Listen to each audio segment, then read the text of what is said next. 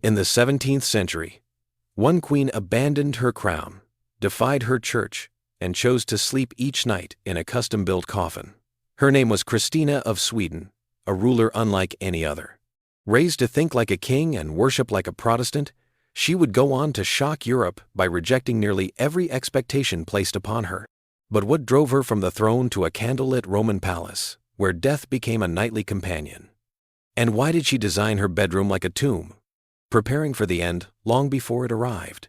This is not just the story of an unusual queen. It's a descent into obsession, ritual, and a relentless search for meaning in a world that never understood her. What follows is stranger than fiction, and every word of it is true. A birth like no other, Sweden mistakes a queen for a king. On December 18, 1626, at the Tre Kronor Castle in Stockholm, the Swedish royal court prepared for the birth of a child expected to be the male heir to the throne. The queen, Maria Eleonora of Brandenburg, had already suffered the deaths of 3 infants. This 4th pregnancy was seen not just as a matter of dynastic importance, but as a national concern. Sweden's monarch, King Gustavus Adolphus, was at the height of his power, but without a surviving male heir, the question of succession remained open and politically sensitive. At approximately 10:30 in the morning, Queen Maria Eleonora went into labor. The palace's midwives, along with the king's personal physician, were present. The labor was difficult and prolonged. What happened next would be recounted in court documents and ambassadorial reports. As the infant emerged, the attending staff mistakenly declared the child a boy. The child had a full head of hair, a loud cry, and reportedly, a posture that seemed masculine.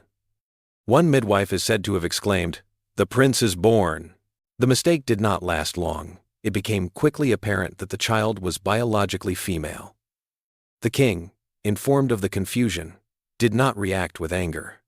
Instead, according to reports later recorded by Axel Oxenstierna, Sweden's chancellor, Gustavus Adolphus simply replied, "She will be as good as a boy to me." He ordered that she be raised as his heir in the same manner a son would have been. The infant was named Christina. The unusual announcement and the confusion surrounding Christina's sex at birth were not just a momentary error. They had long-term symbolic and political implications. Within days, foreign envoys wrote dispatches describing the child as strangely masculine in demeanor.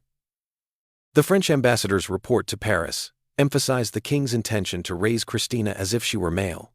For a 17th-century monarchy, where dynastic continuity rested heavily on male succession, this decision was extraordinary. Maria Eleonora reacted very differently than the king. Devastated that the child was not a son, she fell into a depression. Reports from the court describe her as refusing to see the child at first. When she finally did, she insisted on dressing Christina in boy's clothing and demanded that she sleep in a room entirely covered in black drapery.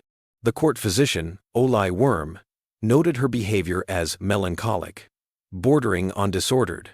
Despite her disappointment, the queen was ultimately sidelined in Christina's upbringing, as Gustavus took a direct role in shaping the girl's early life. The early reports surrounding Christina's infancy also make clear that she was unusually precocious. By age 2, she was already mimicking the gestures and speech of soldiers and courtiers. Gustavus Adolphus, who had led Sweden through multiple military campaigns in the 30 Years' War, encouraged this. Visitors to the court, during Christina's toddler years, wrote of a child who carried wooden swords and barked orders to servants as if commanding an army. The broader context of Christina's birth adds to its strangeness. Sweden in the 1620s was a rising military power, Protestant and fiercely independent. Gustavus Adolphus had already modernized the Swedish army and was intervening in the Holy Roman Empire. His interest in building a legacy extended beyond warfare to education and governance. For him, a female heir was not a setback. It was a challenge to be met with strategy. Christina was christened on January 15, 1627, in the royal chapel of the Tre Kronor Castle. The ceremony was conducted with the full honors of a crown prince. The silver font used had been reserved for male heirs. Official records referred to her as the heir to the throne rather than princess. The symbolism was not lost on other monarchies in Europe. Some Catholic rulers, especially in Spain and Austria, questioned the legitimacy of a female heir in such a Protestant and militarized monarchy. But within Sweden, Gustavus's decision held firm. The king instructed the royal tutors to begin Christina's education earlier than was typical. At age 4, she was taught to read Latin.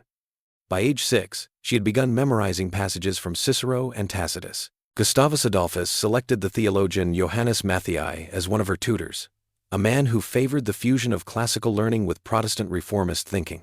Christina's curriculum included mathematics, history, rhetoric, and military strategy, none of which were traditionally offered to girls of the court. Christina's own recollections, written decades later in her memoirs, confirm that she was aware of the mistake made at her birth and how it had shaped her life. She wrote, "From the first moment, I was to be something other than what I was. It pleased my father to see in me a prince, and I pleased myself to live as one." She did not express resentment, but rather a sense of distance from conventional expectations. By 1630, when Christina was just 4 years old, her status as heir apparent was formalized. The Swedish Riksdag, or Parliament, publicly affirmed her position in the line of succession. This decision was rare for the time. It was not a matter of default, but of deliberate confirmation. Gustavus Adolphus had made clear that if he died, his daughter would inherit the throne. He stated in one speech to the council, "I trust she will one day wear the crown, not in name alone, but with wisdom." The initial confusion over Christina's sex shifted into a deliberate effort to shape her as a monarch. She was raised under the protocols of a male heir, addressed with authority, and trained to rule. Her identity within the court blurred traditional lines, aligning more with sovereignty than with gendered expectations. Raised as a prince, the king's plan for a daughter heir. In early 1627, only weeks after Christina's birth, King Gustavus Adolphus began issuing specific instructions that his daughter be raised as Sweden's future ruler. With no male heir and no legal obstacle to female succession under Swedish law, he made clear that Christina's upbringing would follow the path designed for a male sovereign. It was not a symbolic gesture. It was a structured plan, documented in state correspondence and implemented throughout the royal household. By the time Christina was 3, the structure of her environment had already shifted. Her nursery was relocated closer to the administrative chambers of Tre Kronor Castle. Her attendants and companions were selected from among educated male staff rather than noblewomen. Dolls and traditional feminine playthings were replaced by books, wooden swords, and political maps. Court records show that her wardrobe was altered early, with tailors producing simplified tunics and trousers to allow easier movement. These changes reflected the expectations placed on her by the king, expectations rooted in discipline, scholarship, and sovereign responsibility. In 1630, Gustavus appointed Johannes Matthei Gothus as her chief tutor. Matthei was a well-known theologian and scholar who had studied in Rostock and Leiden. He was an advocate for Protestant humanism, and his approach to Christina's education was formal, rigorous, and rooted in classical literature. Christina began learning Latin that same year. Within 2 years, she had added Greek, German, and religious studies to her schedule.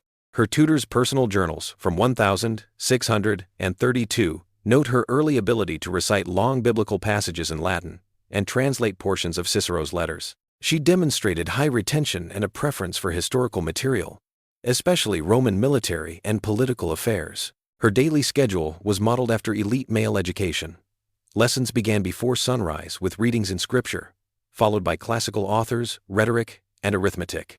Afternoons were reserved for physical activity, horseback riding, fencing, and archery, supervised by members of the military staff.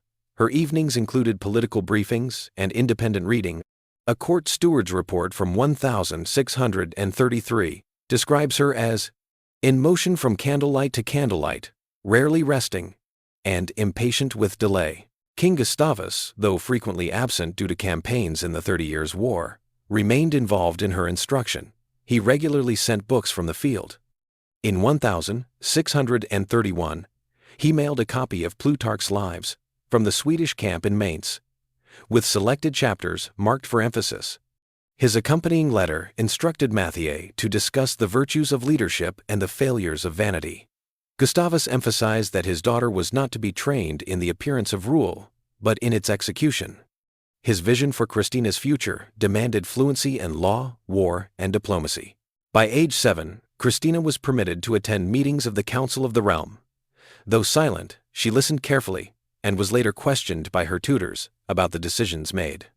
Chancellor Axel Oxenstierna recorded in a 1634 memorandum that Christina absorbs discussion on tariffs and troop movements with unusual clarity. She began reviewing court records and learning how decrees were drafted and sealed.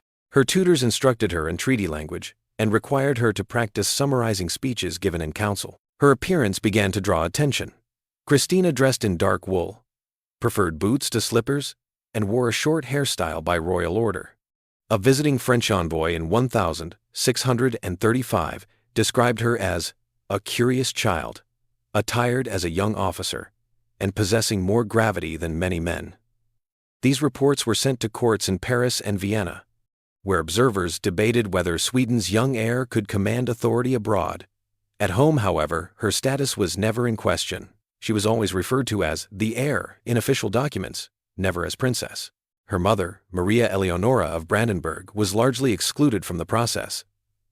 The queen's prolonged mourning over previous children had created tension within the court. In 1632, she was declared emotionally unfit to participate in Christina's upbringing and was removed from political life. Christina had limited contact with her after that point. In her later writings, she described her mother as unwell and distant, showing no warmth toward her memory. Christina's understanding of her role deepened through formal and informal instruction. She met regularly with senior officials to discuss current events. Reports from 1636 show that she reviewed taxation data from the provinces and was introduced to diplomatic correspondence. She practiced drafting responses in French and Latin, and memorized the sequence of ranks within the Swedish military. Her written work from this period, preserved in archives, includes detailed notes on legal codes and Roman governance, along with marginal questions about succession, authority, and civil obligation. She was given no instruction in music, embroidery, or etiquette beyond ceremonial protocol. Unlike other girls of her rank, she did not learn to dance or manage a noble household. Her handwriting was plain, optimized for legibility in official communications. The king had ordered that she be trained to read and write as a chancellor would, not as a lady of court. Christina's identity as a future ruler was reinforced at every level of her education. By her 10th year, it was evident that the plan was working. Foreign diplomats remarked on her ability to engage in complex discussion. A Brandenburg envoy in 1637 wrote that, "The child speaks of the empire as if born to its business, with little reference to toys or diversions." Christina herself resisted being treated as a child. When a visiting duchess attempted to curtsy to her, Christina reportedly told her not to lower herself to a child, but to a future monarch. Christina's sense of self was shaped by the deliberate absence of traditional gender roles. She was not asked to emulate queens or noblewomen. Her examples were emperors, generals, and theologians. Her behavior, dress, and language were constructed to project sovereign identity before she ever wore a crown. The death of a warrior king and the burden of inheritance. On November 6, 1632, King Gustavus Adolphus of Sweden was killed in battle near Lutzen, in present-day Germany. During heavy fog, he became separated from his men and was shot and stabbed by imperial troops. His body was later identified by officers and returned to Swedish command. His death occurred in the middle of Sweden's military campaign in the 30 Years' War and created an immediate succession crisis back home. His only surviving child was his 6-year-old daughter, Christina. Although officially named as heir years earlier, she had not been crowned, and the kingdom had never been ruled by a child monarch. The Swedish crown, army, and Protestant alliance all faced a leadership vacuum. Word of the king's death reached Stockholm within days. The Council of the Realm, led by Chancellor Axel Oxenstierna, assembled to secure the transition of power. Christina's mother, Maria Eleonora of Brandenburg, had no political authority and was considered unstable. Grieving and erratic, she refused to bury her husband's body, kept it in her quarters, and insisted Christina mourn beside it. Her behavior raised alarm among court officials, who feared disruption at a time of military and political pressure. She was quickly excluded from state decisions. Oxenstierna, already managing much of Sweden's foreign affairs, took immediate control of the situation. On December 8, 1632, the council publicly confirmed Christina as queen designate. Though too young to rule, she was recognized as monarch in title. The Regency Council would govern in her name until she came of age. Proclamations were distributed throughout the country and sent to foreign courts, confirming the continuity of leadership. Christina began receiving political briefings shortly after. Lessons continued under Johannes Matthias Gothus, her principal tutor, but were adjusted to include more instruction in governance and law. By early 1633, she was reviewing letters from military commanders and hearing summaries of council discussions. She had no legal power, but her exposure to state affairs increased. Gustavus Adolphus's body remained unburied for over a year. The queen refused a funeral until she was forced to comply. It wasn't until June 1634 that a state funeral was held at Ritterholmen Church. Christina, then 7, stood beside the coffin in ceremonial attire, holding a scepter and dressed in dark armor. She did not speak publicly, but her presence symbolized the continuity of the Vasa dynasty. The event was closely watched by both domestic nobility and foreign ambassadors. Soon after the funeral, the Regency Council took full control of court management and royal authority. In July 1636, Maria Eleonora was formally removed and sent to Gripsholm Castle. Christina, now entirely under the supervision of the council, was relocated to royal apartments within Tre Kronor Castle. Her attendants were selected by state officials. She would rarely see her mother again. Throughout the late 1630s, Christina remained a visible but controlled presence in court. She appeared at major ceremonies, received visiting dignitaries, and participated in religious observances. She was often seated alone on a raised platform, flanked by council members. Her status as queen was clear, but decisions were made without her input. Oxenstierna ensured that foreign visitors understood that the monarchy remained stable, even if its occupant was a child. Records from 1635 and 1636 show that Christina was now reviewing military maps, legal decrees, and tax documents as part of her training. She asked questions during briefings and developed a habit of analyzing reports. Officials noted her curiosity and seriousness, though they continued to treat her as a student of governance, not a participant. She was required to memorize protocol, rehearse public speeches, and observe the mechanics of power without exercising it. Oxenstierna remained the central authority. His correspondence during this period refers to Christina as capable of absorbing much, but always frames her role in terms of preparation.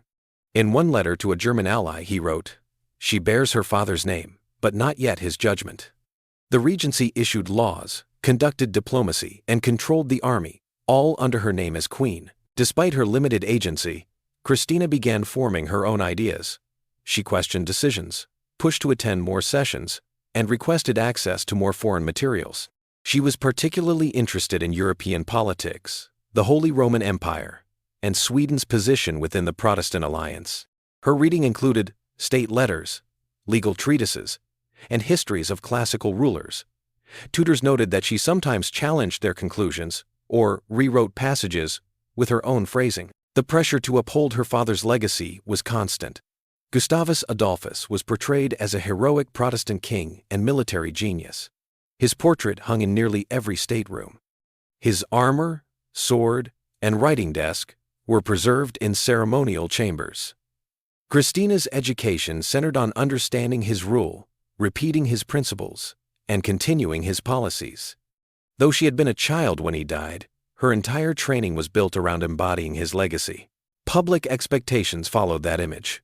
During religious holidays, she processed through the city in royal carriages, greeted by clergy and soldiers. During council ceremonies, she sat silently as proclamations were issued in her name. She wore the insignia of monarchy, but had no authority to change policy. Her role was symbolic and instructional. At home, her life was highly regulated, her correspondence was monitored, visitors were approved in advance. Meals, reading hours, exercise, and instruction were scheduled without exception. Reports describe her as energetic, often restless, and at times resistant to imposed routines. Yet she complied with public duties and never attempted to break the rules of the Regency. A nation held by a child. The weight of the Regency years, from 1632 to 644, Sweden was ruled in the name of a child. Christina, Queen Designate, carried the title, but every decision, law, and foreign negotiation was made by the Regency Council.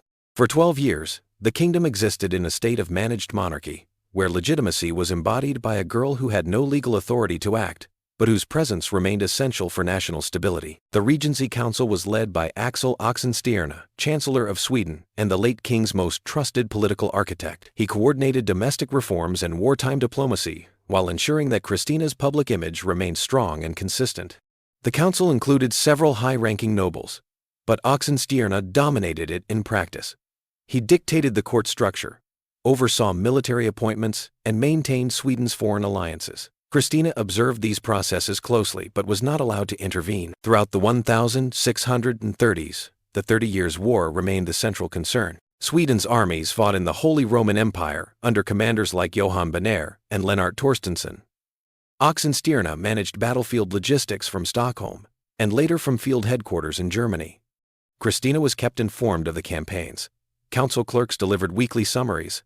Maps of battlefronts were placed in her study, and tutors explained the meaning of troop movements and diplomatic shifts. She began attending more council sessions in 1637. Though silent, she was seated in view of all members. Her participation was ceremonial, but she was expected to learn through observation. Court records show she took notes during discussions about taxation, conscription, and grain shortages. When ambassadors visited, she appeared beside Oxenstierna during formal receptions, often introduced in Latin, French, or German depending on the delegation. Her schedule remained highly structured. She rose early, attended prayers, and followed a rotating sequence of subjects: Latin literature, law, theology, military history, and political geography. Physical training was also maintained, including riding, fencing, and long walks under armed supervision. The council viewed discipline as essential. She was being shaped to rule a country at war, not to serve in a decorative or ceremonial role. Despite the firm oversight, Christina showed signs of independent thinking. Her tutors noted her tendency to argue over translations and raise critical questions.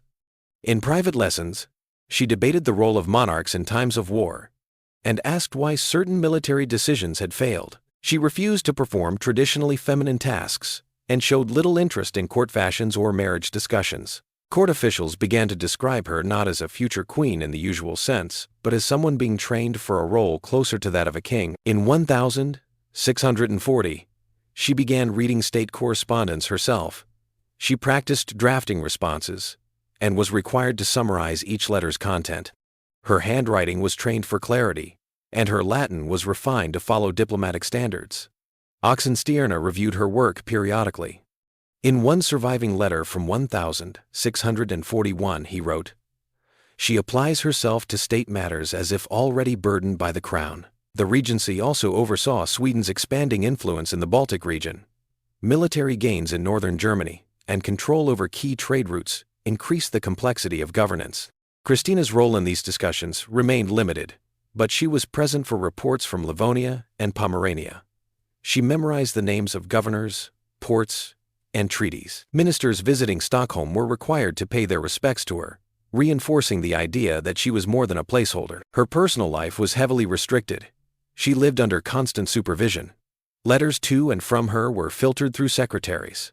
Play and recreation were limited. She had few close friends, though she formed a bond with Ebba Spar, a noble girl selected to serve as a court companion. Their relationship would later become the subject of public and scholarly speculation. But during the Regency years, it remained private and formal in court records. Religious instruction also played a central role. Sweden was a Lutheran state, and Christina received daily lessons in scripture, theology, and Protestant doctrine. She was required to memorize entire books of the Bible and rehearse theological arguments. Visiting bishops tested her knowledge during inspections. In 1642, the Archbishop of Uppsala declared her education exceptional among sovereigns, male or female. Though Christina performed all expected duties, she expressed frustration in private writings. She disliked the ceremonial restrictions and resented being watched at all times. She wrote that she longed for greater action and fewer repetitions. Her journals from 1643 reveal irritation with long court rituals and a preference for reading classical philosophy and Roman law. By this time, some in the council began preparing for her eventual assumption of power. In late 1643, internal discussions turned toward setting a formal date for her coronation. She would turn 18 in December 1644, the accepted age of majority. The council began arranging the transition. State accountants reviewed royal finances. Church officials prepared the coronation liturgy. Noble families discussed new alliances and possible marriage proposals. Though Christina refused to engage in any such planning, Oxenstierna remained cautious. In a private letter to his son, he described Christina as clever, sharp-tongued, and restless. He respected her intelligence but worried about her unpredictability. Still, he acknowledged that she had fulfilled the educational goals set years earlier. She could now read government reports, understand tax systems, and identify the concerns of provincial governors. The burden of rule had been placed on her before she had the authority to act. For more than a decade, she had been prepared, rehearsed, and corrected. Ministers had debated policy beside her while never letting her shape it. Courtiers bowed to her as queen, while council members signed laws in her name. The girl who rejected dolls and demanded power. From an early age, Christina of Sweden showed little interest in the expectations traditionally placed on royal daughters. While the court attempted to provide some balance to her strict academic schedule, including light entertainment and noble customs, Christina consistently rejected activities associated with feminine roles. The palace provided dolls, embroidery tools, and formal dresses, but she refused to use them.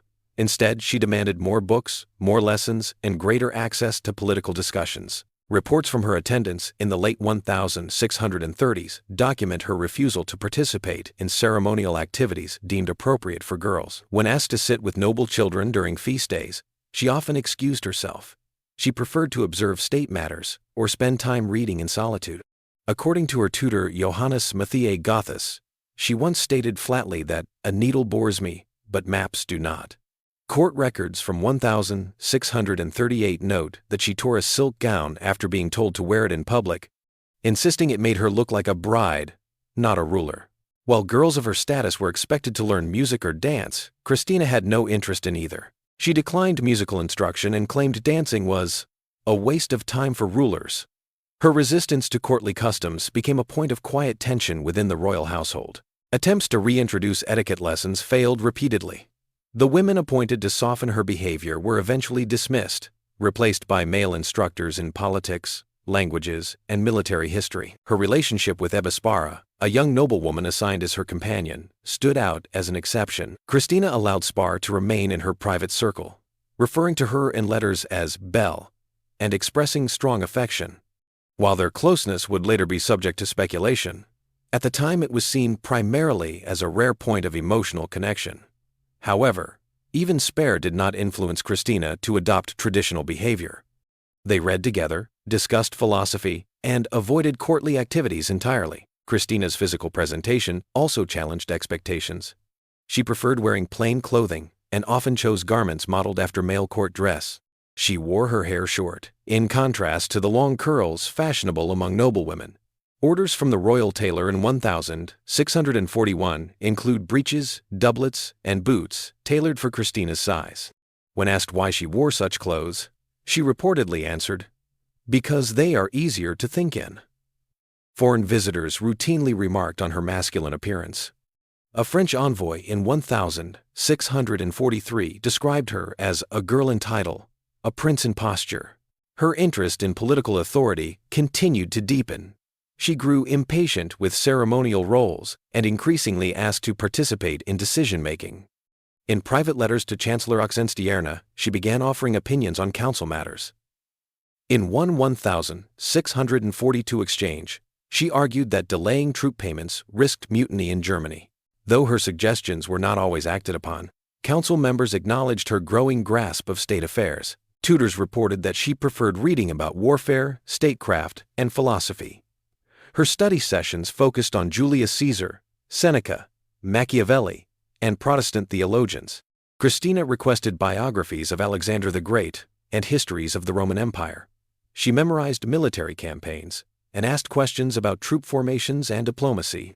In a written assignment from 1643, she criticized the Holy Roman Emperor's peace policies and proposed a more aggressive Swedish position in Northern Europe. Visitors who met her during these years found her behavior unusual for a royal girl.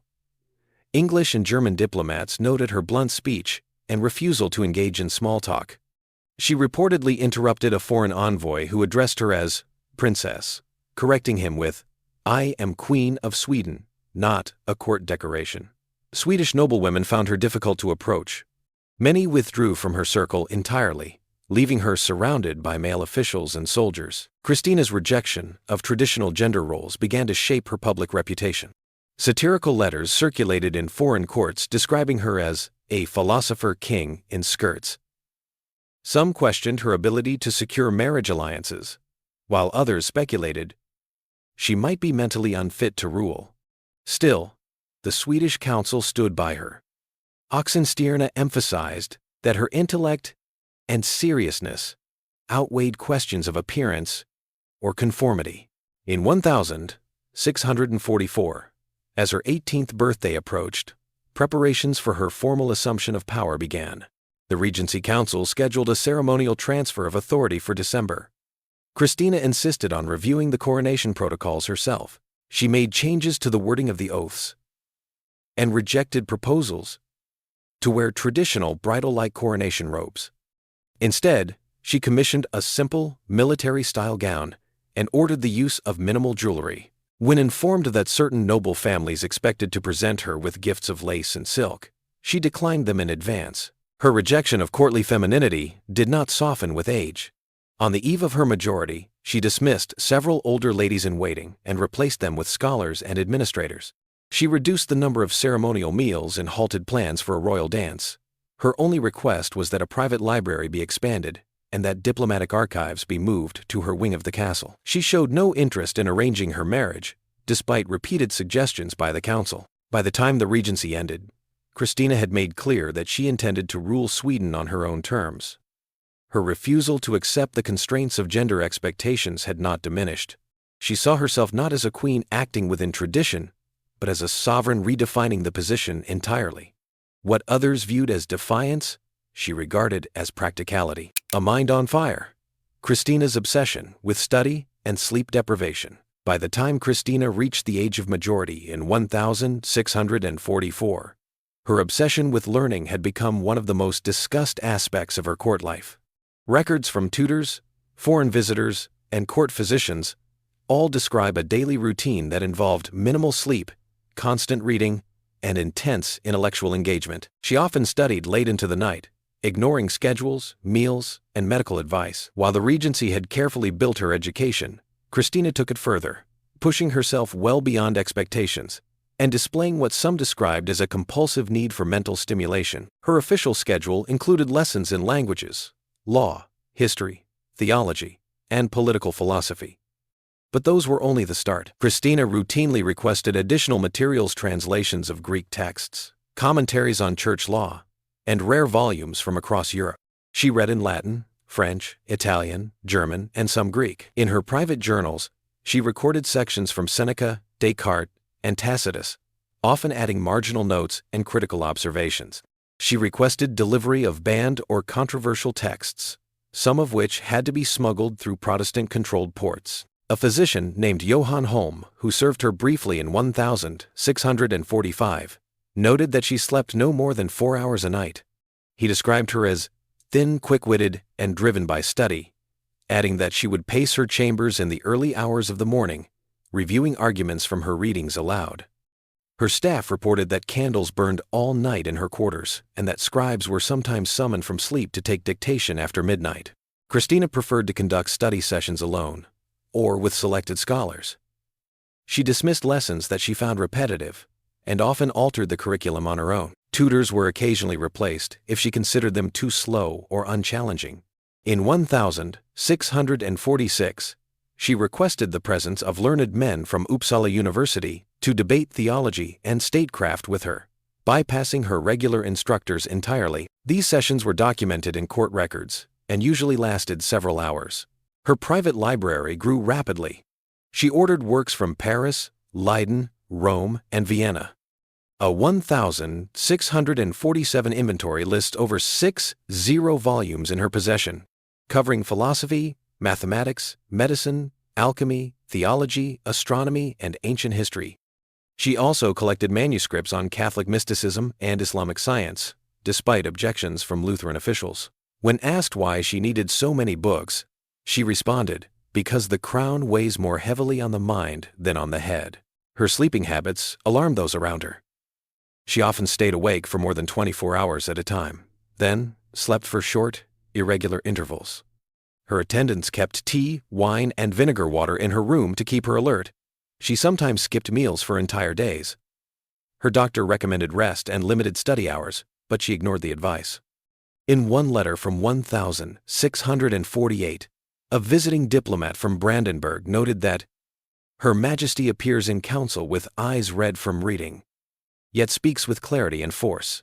Court officials tried to manage the situation by limiting her access to books after dark, but she circumvented restrictions. She kept volumes hidden in drawers and reportedly had private keys to locked cabinets.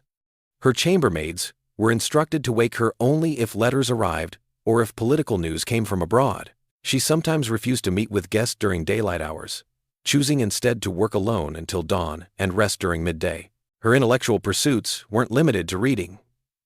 She engaged in lengthy correspondence with scholars across Europe. She exchanged letters with Hugo Grotius, René Descartes, and others.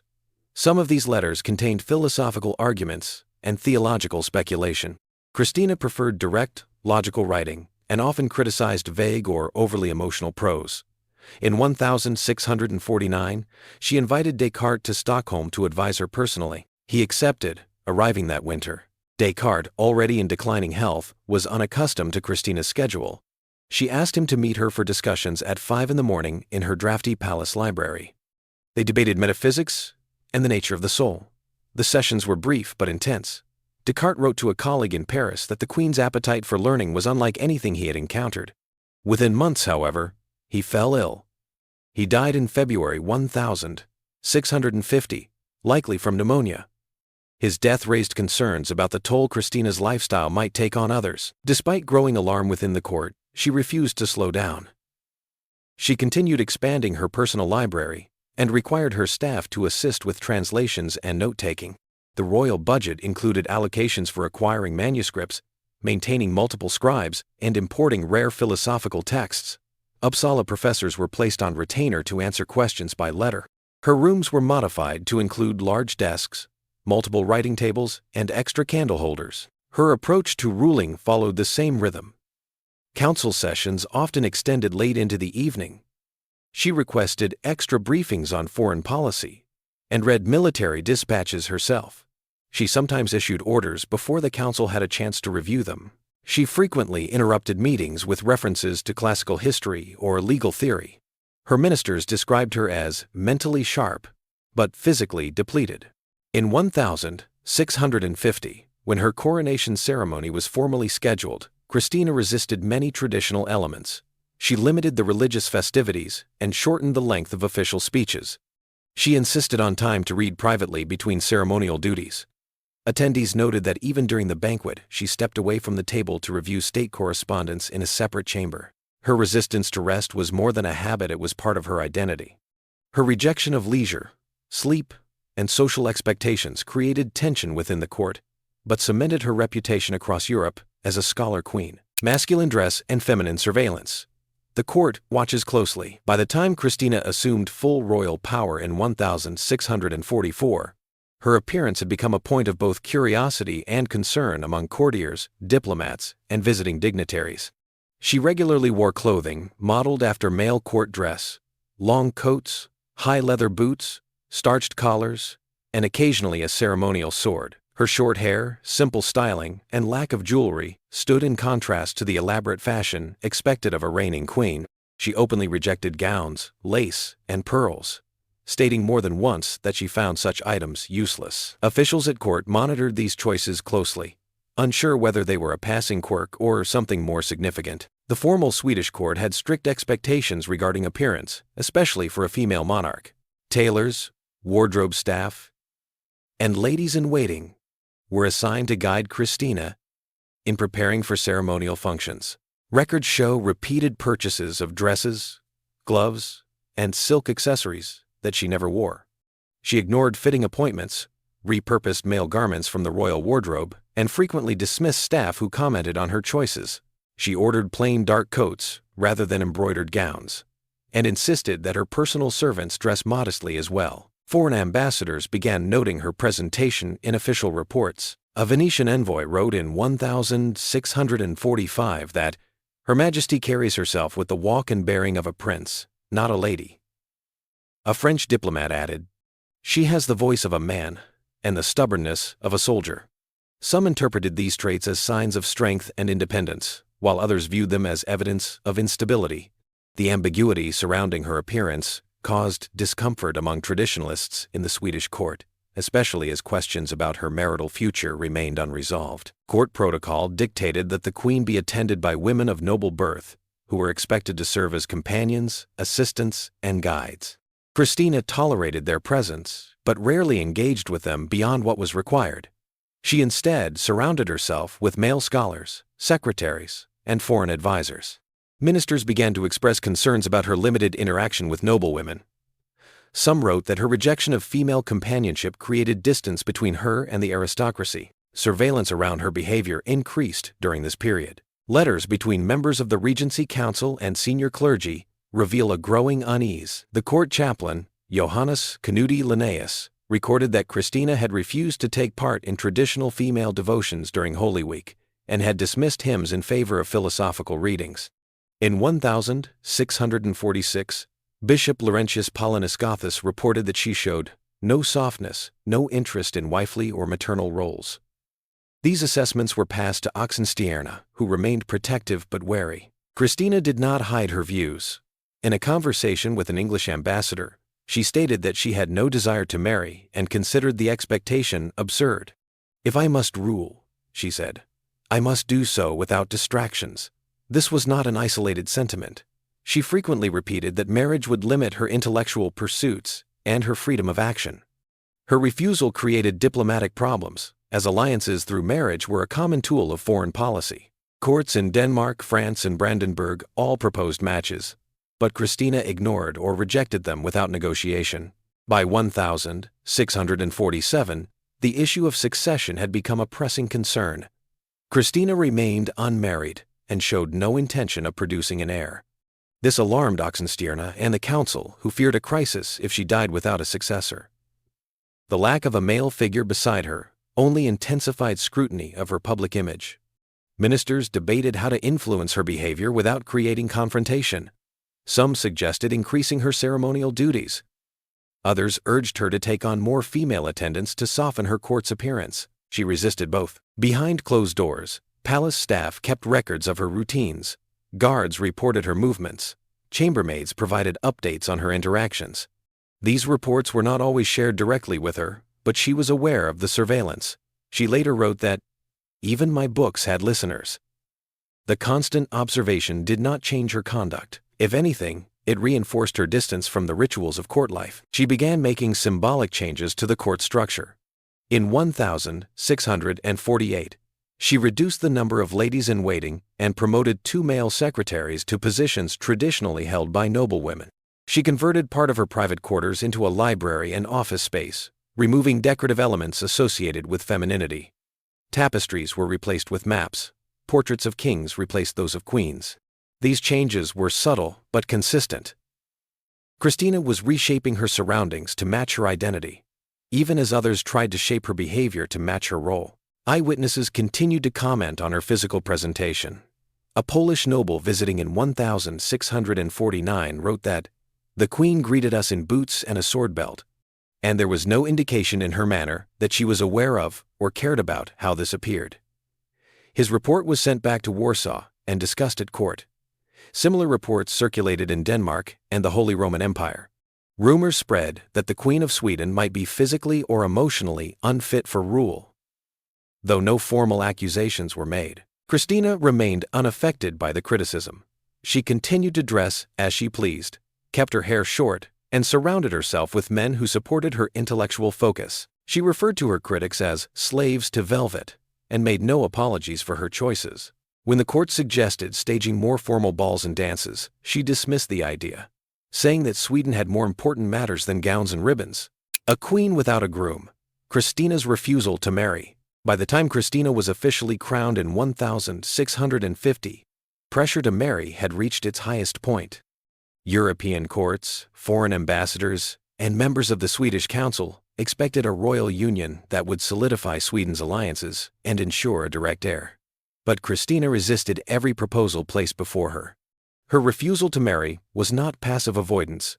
It was a deliberate and repeatedly stated position, one that created diplomatic challenges, confused traditionalists, and deepened speculation about her intentions. The Swedish nobility had expected marriage to be addressed as soon as she came of age. Several options were considered by the Regency Council as early as 1643, with suggestions ranging from domestic noblemen to foreign princes. One early candidate was Charles Gustav, her cousin on her father's side, and the son of her Aunt Catherine. The match was favored by Oxenstierna, who saw it as a way to maintain the Vasa dynasty and avoid foreign entanglements. Christina rejected it outright. Her reasons varied depending on the audience. In private letters to her advisors, she claimed marriage would limit her freedom and distract her from matters of state.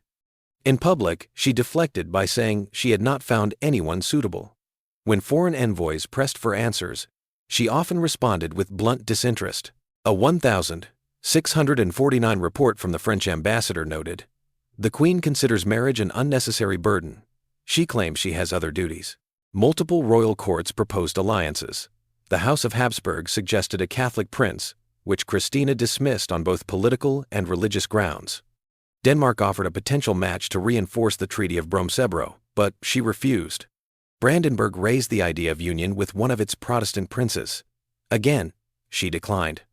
Each proposal was reviewed by the council, discussed in diplomatic correspondence, and ultimately ignored or rejected by Christina herself. She avoided formal occasions where matchmaking was likely to occur. She refused to entertain private audiences with suitors. When portraits of proposed grooms were delivered, she sent them back unopened. The few times she met eligible men in person, she kept conversations brief and impersonal. Eyewitnesses noted her lack of interest and occasional impatience during such meetings. Despite her resistance, the question of succession could not be ignored. With no children, the Swedish council feared instability in the event of her death. Oxenstierna and other senior statesmen continued to urge her to reconsider. In letters and council records from 1648 and 1649, they reminded her of her duty to the realm and the precedent set by monarchs across Europe. Christina responded with increasing frustration. She argued that Sweden's strength depended on good governance, not marital ties. In one memo, she wrote, "If my body is a vessel for politics, then I choose what it carries." Some believed she was physically incapable of marriage. Others speculated about hidden romantic preferences. Court gossip in Stockholm, Copenhagen, and Paris hinted at emotional attachments that deviated from royal expectations.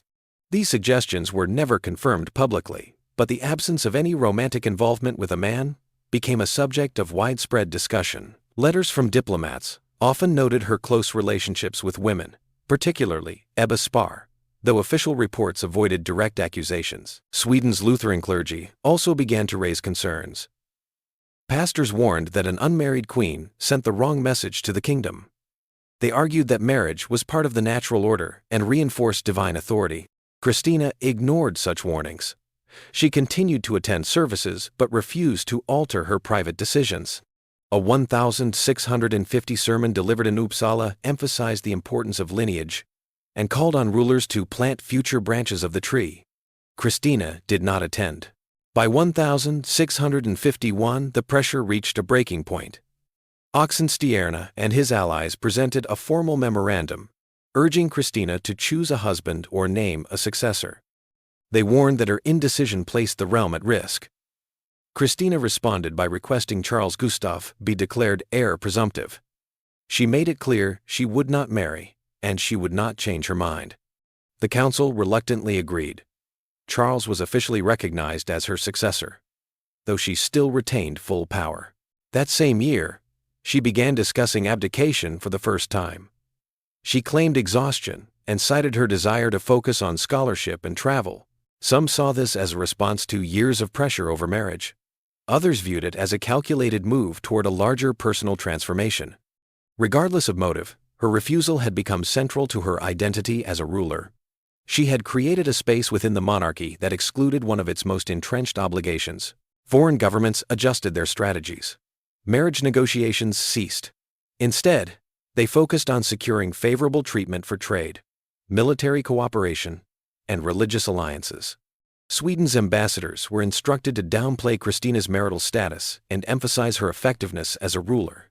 Public messaging within Sweden followed the same approach. Royal proclamations praised her intelligence, discipline, and contributions to the state, without mentioning family or legacy. Her image continued to evolve. Portraits, painted after 1650, increasingly depicted her in gender-neutral or masculine attire, often with books or military symbols, instead of the traditional symbols of queenship. One painting commissioned in 1651 shows her in dark robes, seated beside a globe and open manuscripts, with no trace of domestic imagery. She was portrayed as a sovereign of intellect and command, not of lineage or motherhood. By the time her abdication began to take shape in late 1651, the issue of marriage had faded into the background. Christina had made her position clear. She would not take a husband, she would not bear children, and she would not allow tradition to dictate her private choices. The court accepted it, the council adapted, and Europe moved on to other matters. Ebba Spar and the letters no one could explain. Ebba Spar, a Swedish noblewoman from one of the kingdom's most prominent families, entered Queen Christina's court in the early 1640s. She was assigned as one of the Queen's maids of honor, a role meant to provide companionship, uphold court decorum, and reinforce noble alliances through social presence. Unlike most attendants, however, Spar's connection to Christina quickly became more personal, intense, and unusual in its visibility. Born in 1629, only 3 years younger than Christina, Ebba Spar was educated, poised, and physically striking. Court records and ambassadorial letters often referred to her beauty, using terms like the Venus of the court and fairest in Sweden. Her family's military and political ties made her an ideal candidate for royal favor. By 1645, she had become Christina's closest companion, appearing frequently in public processions, court dinners, and private audiences. Christina often referred to Spar not by her name, but by the nickname Belle. In letters written to foreign correspondents, Christina introduced her as my bedfellow, or the person I love most in the world. In one surviving letter addressed to the French ambassador Pierre Chanou, Christina describes Spar as beautiful beyond description and dearer to me than all others. These remarks, while not unusual for courtly language of the time, drew attention for their frequency, consistency, and tone. Their closeness quickly attracted scrutiny from the court. Courtiers and council members began monitoring Spar's presence, noting that she spent more time in the Queen's private quarters than any other woman. They attended royal lessons together, sat beside one another at public events, and often shared accommodations during travel. Reports sent to the Regency Council described them as inseparable. Rumors circulated beyond Stockholm. A 1648 dispatch from the imperial ambassador noted that Her Majesty holds unusually strong affection for Lady Spar and seems disinterested in male companionship. In Paris, Christina's letters to Chanute mentioning Spar were copied and privately discussed by members of Cardinal Mazarin's inner circle. The wording, which emphasized physical admiration and emotional dependence, raised questions about whether the relationship was romantic in nature. The court took no official action, but surveillance increased. Guards reported Spar's visits to Christina's quarters late at night. Letters between the Queen and Spar were screened before delivery. Attendants were reassigned. In 1650, Oxenstierna reportedly expressed concern about the public perception of the Queen's intimacy with one of her ladies. Though there is no record of direct intervention, efforts were made to separate them discreetly during official ceremonies. Christina resisted any attempt to restrict their relationship. She continued to elevate Spar's status at court, giving her roles typically reserved for higher-ranking noblewomen. In 1651, she arranged for Spar to accompany her on royal tours and ensured that she had access to the royal library, an unusual privilege for a woman without administrative duties. The Queen's written remarks about Spar remained affectionate and personal. The most revealing material came in the form of letters exchanged between the two women. Although many of Christina's original letters were destroyed or censored by later handlers, several surviving copies preserved in French and German archives contain language that defied simple categorization. One letter, likely written in 1651, reads, "You are always with me, even when far. No man's heart has held me, but yours rests in mine." Another, "When I close my eyes, I see your face, not those of kings or scholars." Modern historians have debated the nature of these letters extensively. Some argue they reflect a romantic and possibly sexual relationship. Others point to 17th century court culture, where expressions of emotional closeness between women, especially nobles, could be intense without implying erotic intent. Regardless of interpretation, the language stood apart from other royal correspondence of the era, especially in its tone of longing and possessiveness. In 1652, Christina arranged Spare's marriage to Jacob Casimir de la Gardie, a prominent nobleman. The union was politically advantageous, but came as a shock to those familiar with the Queen's relationship with Spar. Christina publicly blessed the marriage, attended the ceremony, and hosted a banquet. But in private, the tone of her letters changed. She wrote to Cannet soon after, "My Belle is now a wife, but not mine. I have lost something beyond state." After the marriage, Spare moved from court life into more conventional noble domesticity. Her appearances beside the Queen declined. By 1653, she had largely disappeared from royal events. Christina began spending more time with male philosophers and foreign envoys, particularly those tied to the Catholic Church and French court. The sudden shift in companionship marked a turning point in her emotional life, though she continued to refer to Spar in private correspondence. Rumors of the nature of their relationship did not end with Spar's departure. Instead, they intensified as Christina's own behavior grew more unconventional. Some suggested the Queen's emotional withdrawal from court life was linked to the loss of Spar's presence. Others argued that the Queen's later rejection of her crown and move to Rome were partially rooted in personal disillusionment. Years later, after Christina's abdication and relocation to Rome, she still referred to Spar in conversation. In a 1660 letter to a French friend, Christina wrote, "There are affections that do not die, though their objects belong to others." Spare remained married, raised children, and held noble titles, but she never returned to Christina's inner circle. To this day, historians remain divided over the letters. Some view them as early evidence of same-sex romantic attachment within royal circles. Others see them as intense but non-romantic expressions of companionship. What is clear is that the relationship between Christina and Ebba Spar did not follow the expectations of royal decorum, and it disrupted the carefully managed image of the Swedish court. The velvet box. When Christina began sleeping in a coffin, sometime in the early 1650s, as pressures mounted inside and outside her court, Queen Christina began exhibiting behaviors that confused even her closest attendants. Among the most startling was her decision to sleep in what she referred to as the box, a narrow, custom-built structure lined with velvet, resembling a coffin. The object was not officially documented in royal inventories until after her abdication, but multiple eyewitnesses and court servants later testified to its existence and daily use during the final years of her reign in Sweden. There is no surviving order form for the coffin-shaped bed, but archival furniture records suggest that sometime in 1652, craftsmen in Stockholm received instructions to construct a low, enclosed sleeping unit, unusually narrow, with interior upholstery and wooden framing. The object was housed in a private chamber adjacent to her main sleeping room, an area restricted to only a handful of attendants. It was not described in detail until years later, when one of Christina's former chambermaids, interviewed by a French official in Rome, described how the Queen had insisted on being placed inside the velvet-lined box each night and refused the comfort of her four-poster bed.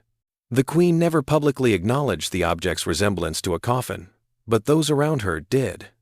A valet named Lars Peel reportedly referred to it as the Black Bed, noting that it resembled funerary boxes used by nobility. Foreign visitors never saw it, but those closest to her knew of its use. The velvet was dark green, with interior padding, and the lid was not sealed, but the shape and scale mirrored burial designs common among Sweden's elite families. It was not ceremonial or decorative. It was functional, and Christina used it regularly. The motivation for this behavior was never clearly explained.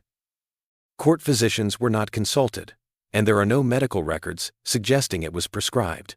Some historians have speculated that it was symbolic, a ritual expression of Christina's fixation on mortality, religious transformation, or philosophical detachment. Others believe it was a coping mechanism developed during a period of personal isolation and psychological strain. Christina's refusal to marry, her emotional break with Ebba Spar, and increasing pressure from the council may all have contributed to the decision. At the time, Christina had begun withdrawing from traditional court life. She canceled dances, reduced ceremonial appearances, and spent long hours in private study. She often wore black robes and kept the windows of her chambers partially covered. Candles burned late into the night. Her servants were instructed to move quietly. She spoke less in public and issued orders through intermediaries. The coffin bed was one component of this retreat. In 1653, an Italian visitor associated with the Vatican's diplomatic service visited Stockholm. Though denied private access to the Queen, he later wrote that rumors swirl in this cold palace that the Queen rests as if dead and keeps the light from her chambers. This statement, though vague, lines up with court servants' later testimony about the coffin bed and the darkened rooms. Christina did not deny the rumors, nor did she confirm them. She simply carried on with her nightly routine. The box itself became a symbol of growing unease within her household. Some attendants refused to enter the chamber where it was kept. Others claimed that she had modified her sleeping schedule to align with religious fasts or ancient monastic routines. She reportedly refused sleep on certain nights entirely, then rested in the box for brief hours during daylight. The practice was deeply private. Only a few court women were allowed to help her prepare the bed, and none were permitted to speak of it while she reigned. Though Christina offered no written explanation, her reading materials during this period offer some clues. She had acquired several texts on Stoicism, early Christian asceticism, and monastic discipline.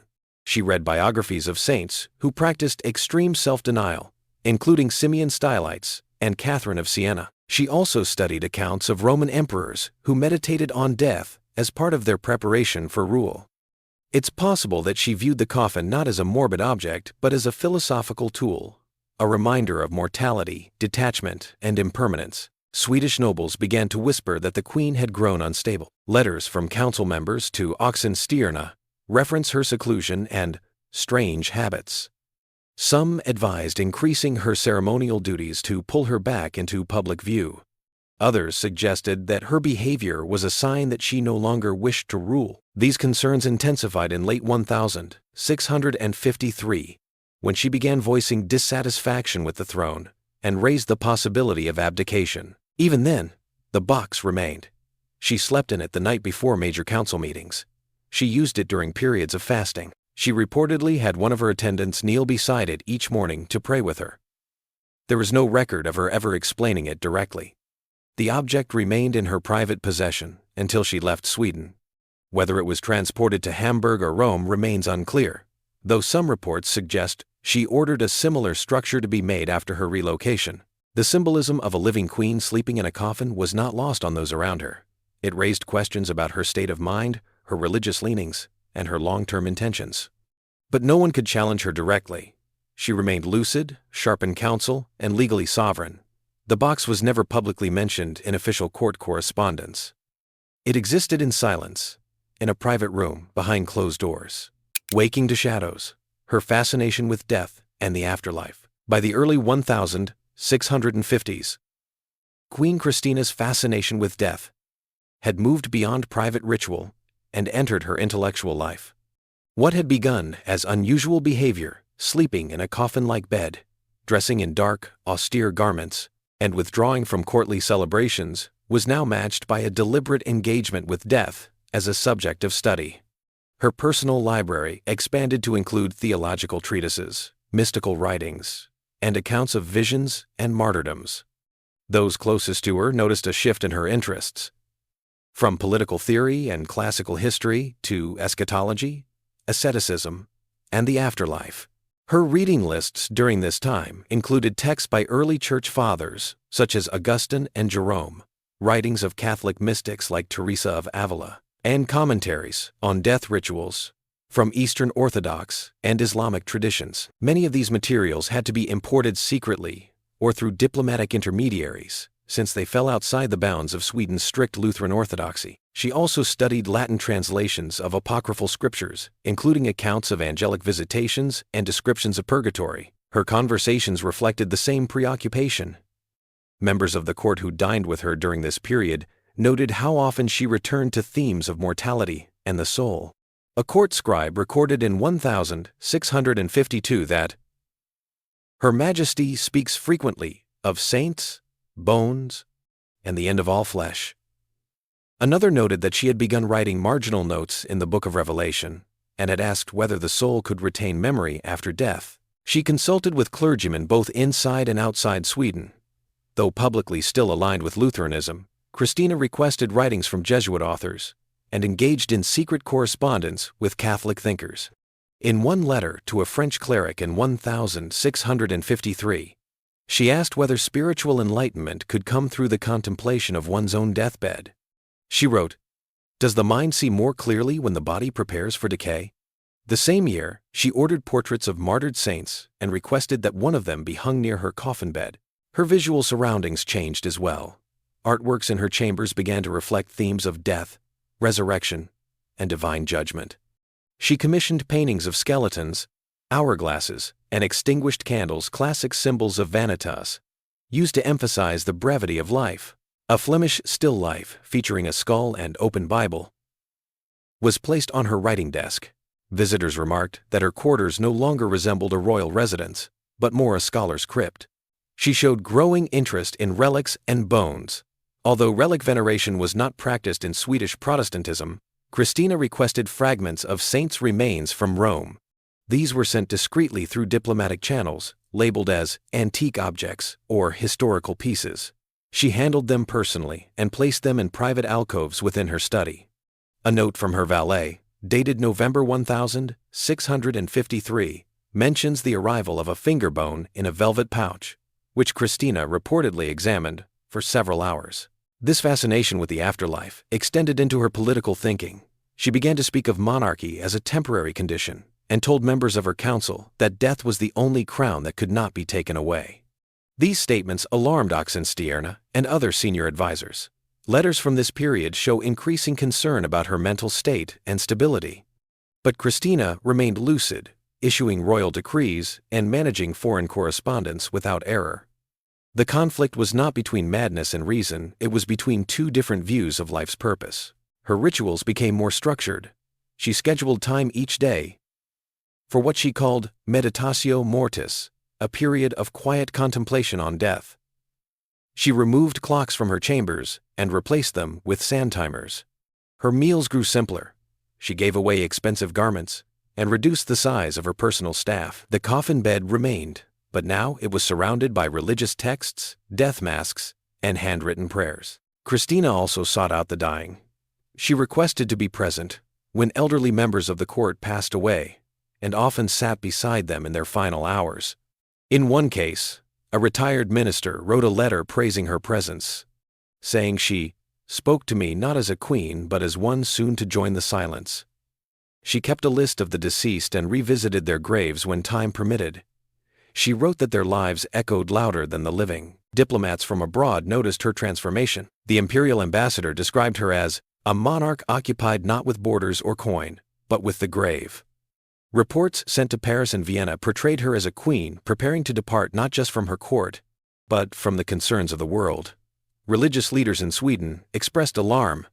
One bishop warned that her behavior bordered on heresy. Another wrote privately that the queen fasts like a monk and studies death like a priest. Still, she refused to explain herself publicly. When asked directly about her practices by a visiting noble, she answered only, "We are all dying, but few prepare." She made no attempt to deny the rumors or clarify her beliefs. Her focus remained fixed on the invisible the eternal, and the vanishing.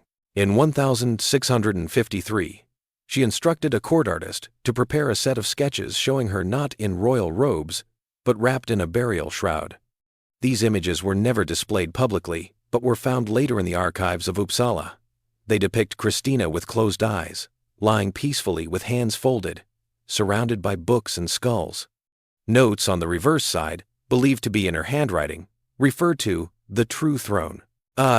Rejecting the throne, Christina's abdication, before the Swedish Diet. By early 1654, Queen Christina had ruled Sweden for a decade.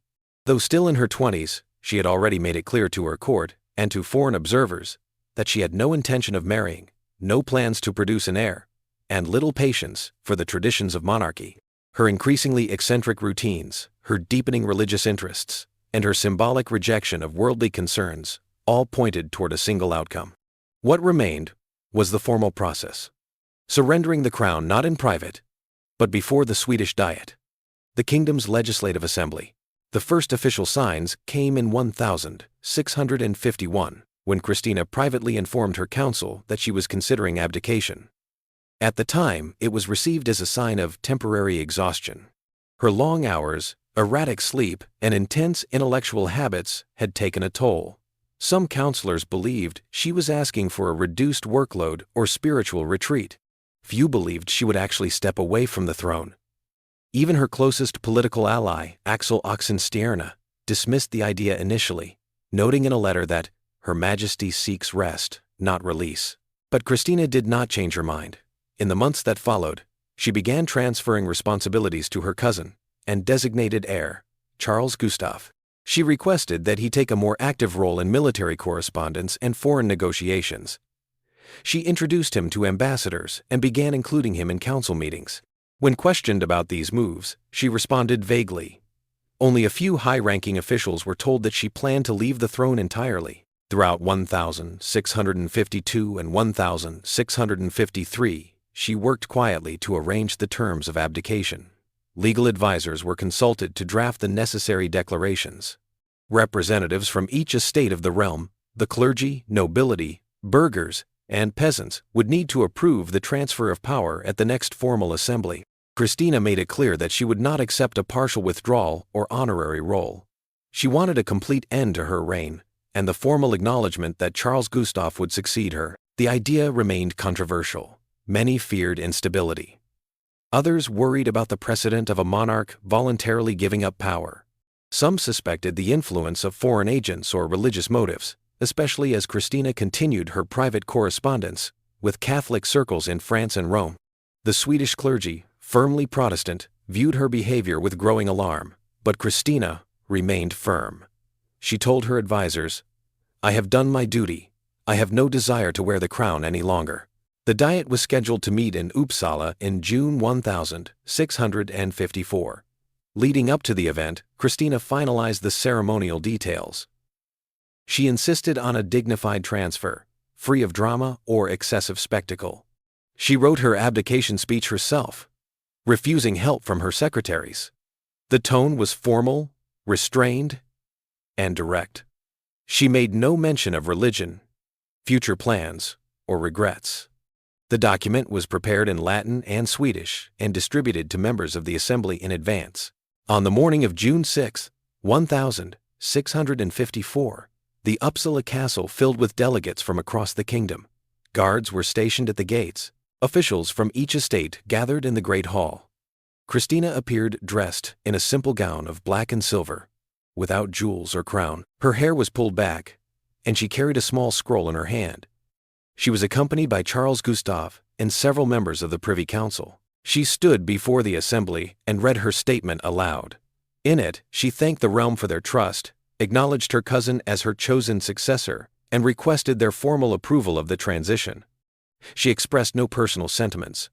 Witnesses described her voice as calm and unwavering. There was no visible emotion.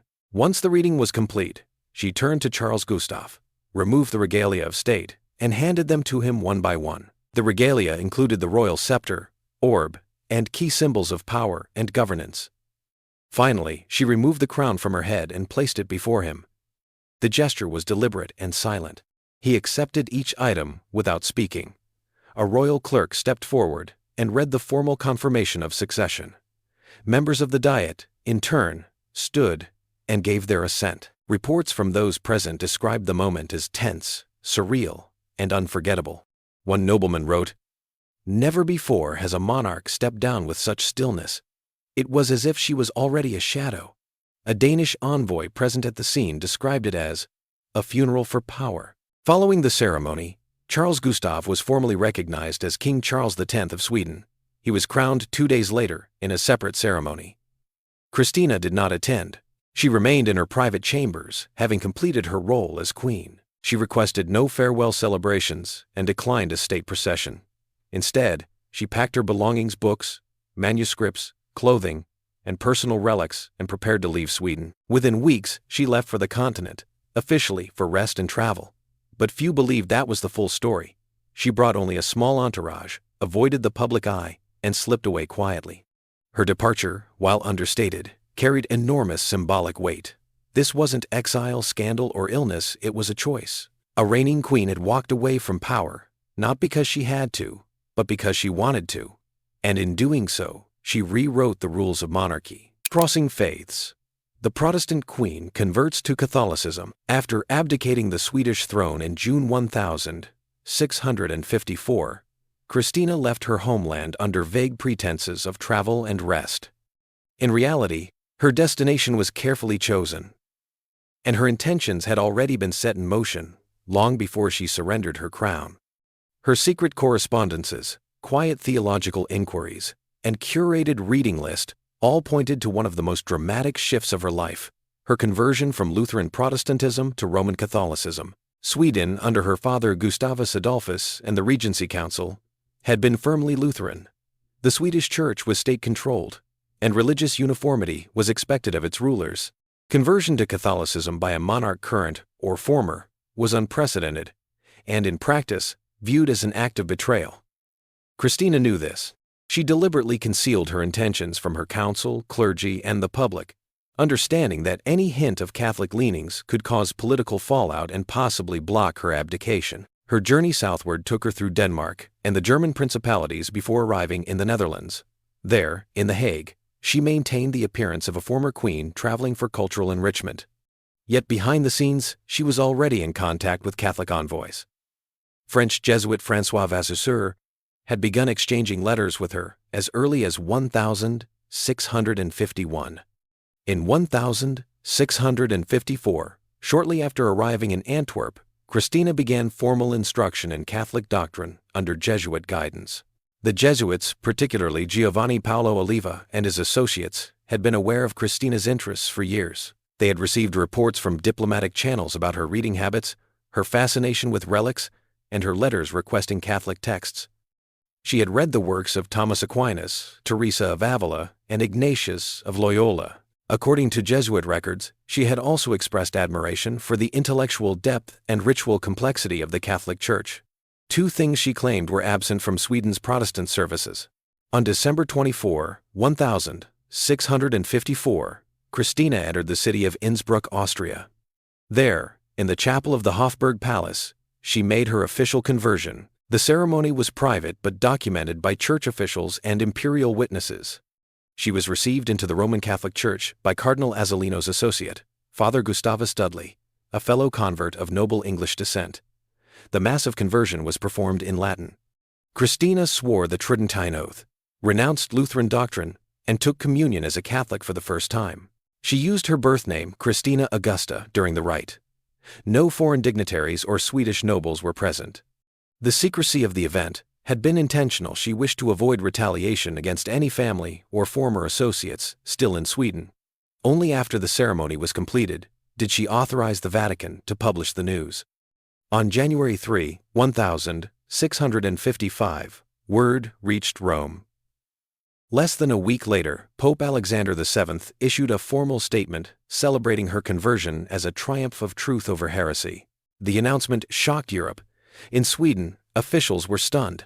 The Riksdag condemned the decision but avoided making a formal legal accusation, as Christina no longer held the throne. Lutheran clergy denounced her choice as apostasy. Some nobles feared it would undermine Sweden's Protestant alliances, particularly with German states and the Netherlands. Charles X made no public comment, choosing instead to distance his new reign from his cousin's religious transformation. Other European courts responded with a mix of admiration and caution. France and Spain, both Catholic monarchies, welcomed the gesture but hesitated to offer immediate patronage. The Holy Roman Empire offered her safe passage and ceremonial honors.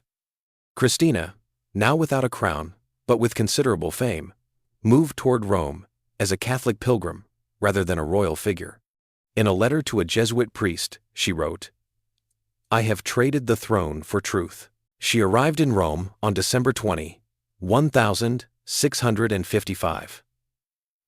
Her entry into the city was orchestrated by the Vatican. Streets were cleared, bells were rung, and a ceremonial procession escorted her through the Porta del Popolo. She wore a black cloak, not royal regalia, and carried a small crucifix. She was received at the Vatican by Pope Alexander VII himself. He addressed her not as Queen, but as our sister in faith. Her reception was warm but cautious. Christina was now a Catholic, but one with a past that made some in the Curia uneasy. The Vatican arranged lodging for her in the Palazzo Farnese, and later provided her with a residence near the Trinità dei Monti. She was granted a modest income from church coffers and given access to Catholic scholars, collections, and relics. Christina, in return, promised to use her voice and reputation to defend the faith across Europe. She wrote essays defending papal authority, translated Catholic sermons into Swedish, and funded the printing of pro-Catholic pamphlets. Still, she refused to conform entirely. She did not take religious vows. She declined to enter a convent. She insisted on retaining her own household staff, many of whom were not Catholic. She maintained a personal library with books considered suspect by some clergy. She also continued to use the title Queen of Sweden, though unofficially, which led to occasional tensions with Rome. Over time, her presence in the city became a curiosity. Pilgrims sought to glimpse the converted queen. Artists painted her portrait in pious poses. Foreign ambassadors watched closely, wondering if her conversion would affect diplomacy. For Christina, however, the decision had already been made. In her letters, she described Protestantism as a half-built house, and Catholicism as the complete form of God's design. A scandal at every court. Christina's life in European exile. After her dramatic conversion to Catholicism and arrival in Rome in late 1655, Christina of Sweden began a new chapter, not as a queen in power, but as a royal curiosity, a political wildcard, and a source of fascination across Europe. Without a throne or official function, she moved between cities, courts, and intellectual circles, frequently welcomed and just as frequently expelled or criticized. Wherever she went, controversy followed. Though Rome became her long-term home, Christina did not stay there continuously. In 1656, less than a year after her public reception by Pope Alexander VII, she left for France. Her purpose was partly political. She hoped to act as a mediator between France and Spain in their long-standing conflict, the Franco-Spanish War, which had dragged on since 1635. Christina positioned herself as a neutral, respected figure, and she believed her status as a former queen and new Catholic convert gave her influence. She traveled to Paris and was received with ceremony by the French court. However, her behavior quickly raised eyebrows. Christina demanded royal treatment, including a ceremonial guard, housing in a royal palace, and the right to issue decrees to her entourage. She ignored French court etiquette, spoke bluntly to nobles, and refused to bow to senior members of the clergy. The French, who valued hierarchy and decorum, were offended. Cardinal Mazarin, the chief minister to King Louis XIV, privately wrote that Christina carried herself with the pride of a reigning monarch and the recklessness of a philosopher. Code. The most damaging event occurred in January 1657. During her stay in Fontainebleau, Christina ordered the execution of one of her close servants, Marchese Gian Rinaldo Monaldeschi. He had served as her master of the horse, a trusted position, but was accused of betraying her confidences, possibly involving the leak of sensitive correspondence.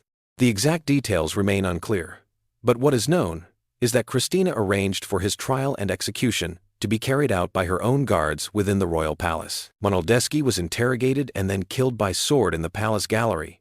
French officials were not consulted, and the execution was not sanctioned by local authorities. The act violated every rule of host country sovereignty and horrified the French court. When asked to explain, Christina claimed she had sovereign authority as a queen in exile and had the right to administer justice to members of her household. The French government disagreed. Though she was not arrested, she was asked to leave the country. Christina returned to Rome under a cloud of scandal. Pope Alexander VII defended her publicly, noting that the crime had not occurred on church soil. Still, her reputation suffered. Many in the Curia questioned whether she could be trusted, and foreign envoys labeled her dangerous and unstable. She remained defiant. In a letter to a Roman friend, she wrote, "What king has not spilled blood to preserve honor?" Despite the controversy, she remained active. Christina gathered around her a court of philosophers, artists, musicians, and scientists. She sponsored the Accademia Reale, a short-lived intellectual society modeled after similar institutions in Paris and Florence. She hosted salons, participated in theological debates, and continued writing essays. Her Roman palace became a center of discussion, argument, and speculation. But her erratic behavior continued. She dismissed servants without cause, made grand promises she couldn't fulfill, and shifted political loyalties with little warning. She offended the Spanish ambassador by favoring French artists, then angered the French by attending pro-Spanish masses. Her attempts to act as a diplomatic intermediary often collapsed due to lack of authority and her unpredictable manner. In 1660, Christina returned briefly to Sweden after the death of Charles X. Some speculated she intended to reclaim the throne or influence the succession. Instead, she found herself unwelcome. The new Regency Council offered no formal reception. Swedish clergy refused to meet with her due to her conversion. She stayed only a few weeks, then left permanently. It was the last time she would set foot in her homeland. Back in Rome, Christina's life settled into a rhythm of patronage and politics. She befriended Cardinal Decio Azzolino, a prominent church official who became her closest confidant. Rumors of a romantic relationship between them circulated widely, though no evidence ever confirmed this. Their correspondence, preserved in the Vatican archives, reveals deep trust, emotional dependence, and shared ambitions. Azzolino helped manage her finances and lobbied the papacy on her behalf. Even as her official power diminished, Christina retained symbolic influence. The Vatican used her as a poster figure for Catholic success, proof that even Protestant royalty could be brought into the church. Her presence at public masses, Catholic ceremonies, and papal processions was carefully managed to reinforce that narrative. Still, tension followed her. She argued with cardinals over money. She insisted on using the title Queen of Sweden in all documents. She occasionally threatened to move to France or Naples if her requests were denied. Her court remained small but active, filled with displaced nobles, scholars, and servants from various countries. Few stayed long. Christina also struggled with money. She had no direct income from Sweden, and the Vatican's support, while generous in appearance, was tightly controlled. She sold artwork, pawned jewels, and lived on credit extended by Roman banks. At times, her debts mounted to embarrassing levels, forcing Azzolino to intervene. Despite the instability, she remained intellectually active. She continued to write, correspond with thinkers across Europe, and study theology. She maintained a fascination with immortality, death, and esoteric knowledge. Her court, though chaotic, became a unique space, half salon, half sanctuary, for those who, like her, lived on the margins of power. Alchemy, astrology, and the search for immortality. By the late 1660s, Queen Christina's intellectual focus had shifted away from politics and public religious debate toward more esoteric subjects. Now living permanently in Rome, she turned her attention to alchemy, astrology, and occult philosophy, fields considered unorthodox, even within the wide-ranging interests of Catholic intellectual circles. What had once been royal eccentricity evolved into a sustained and serious pursuit of hidden knowledge, transformation, and the question of life beyond death. Alchemy had long attracted curious minds in Renaissance and post-Renaissance Europe. For Christina, it was less about gold and more about transmutation of the soul. She collected treatises on alchemical processes, many of which were written in Latin, German, and Arabic. Her library reportedly included texts attributed to Paracelsus, Ramon Lull, and Nicholas Flamel. She also acquired volumes from contemporary alchemists like Michael Mayer and Heinrich Kunrath. Some were annotated in her own hand. Her interest was not purely academic.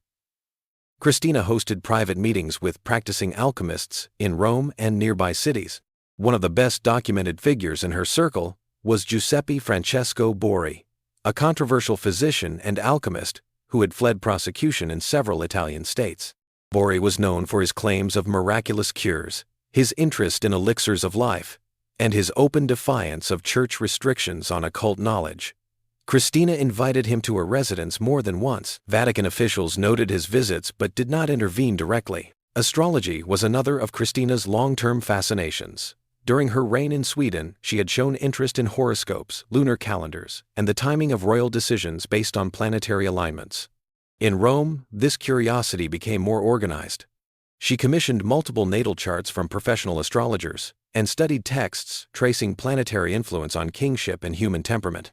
A surviving document from 1671, now in the Biblioteca Apostolica Vaticana, shows her natal chart with commentary on her supposed destiny, marked by strong Saturnine tendencies and a fate of solitude.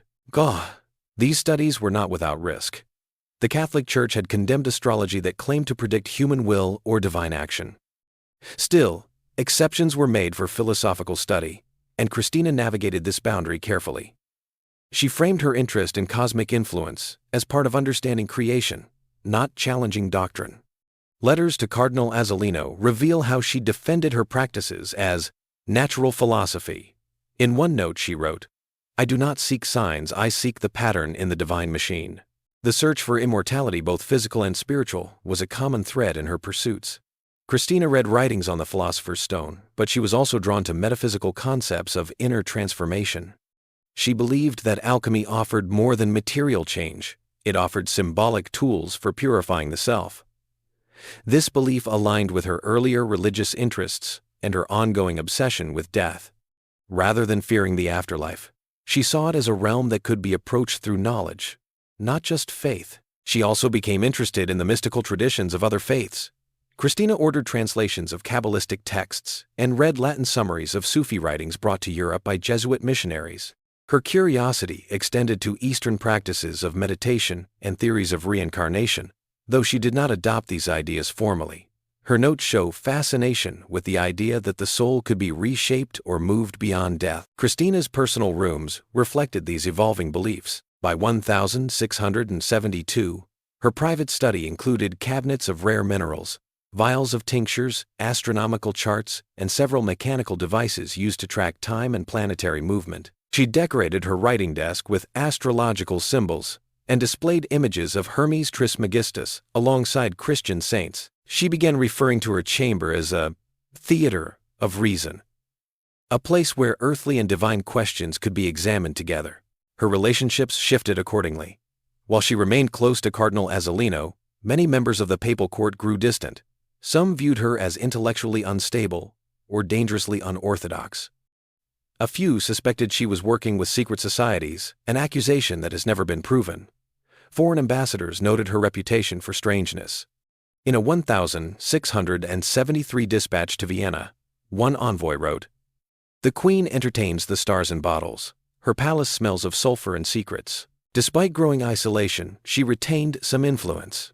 Her support of scientists and experimental thinkers earned her gratitude from members of the emerging scientific academies. She corresponded with members of the Accademia del Cimento in Florence and received letters from scholars in Paris and Prague. Though no longer politically powerful, she had become a symbol of intellectual freedom, albeit one that often pushed beyond accepted boundaries. The Church tolerated her pursuits, but only to a point. Vatican officials kept her under informal observation. Warnings were issued discreetly. At one point, Azzolino intervened to prevent a formal inquiry into her alchemical studies. Christina responded by limiting public discussion of her practices, but did not abandon them. She simply moved her experiments further into privacy. Toward the end of her life, Christina began writing down her thoughts on alchemy and immortality. These writings were never published, but fragments were preserved among her papers after her death. In one surviving manuscript she wrote, "Man is not born only to rule or to kneel. He is born to transform." In another, she described death as the final veil to lift, not the final door to close. Her pursuits were not widely known outside intellectual circles. To the public, she remained the Queen of Sweden, who had embraced Rome and left the world behind.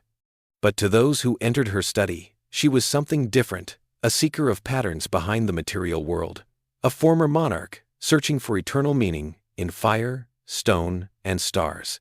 Rooms like tombs. Christina's darkened chambers in Rome. By the 1670s, Christina's Roman residence no longer resembled the court of a royal figure. The once ceremonial halls of the Palazzo Riario, situated near the Tiber River, had gradually transformed into spaces that mirrored her inner world, sealed, dimly lit, and saturated with reminders of mortality. Visitors who entered her apartments during this period often compared them to crypts or monastic cells. Some were unsettled, others were intrigued, few were left unaffected. The Palazzo Riario, which had been gifted to her by the Vatican, was a grand structure by Renaissance standards, with multiple wings, a central courtyard, and frescoed galleries. But under Christina's direction, entire sections of the residence were closed off. She ordered curtains to remain drawn even during daylight. Windows were shuttered, candles replaced sunlight, and walls were painted in muted tones: charcoal, ochre, deep burgundy, thick drapery, muffled sound. She rarely permitted the rooms to be aired or repainted, allowing them to absorb the scent of wax, incense, and old wood. Furniture was sparse and chosen for symbolic rather than decorative value. Her main writing table was made from a dark, heavy walnut slab.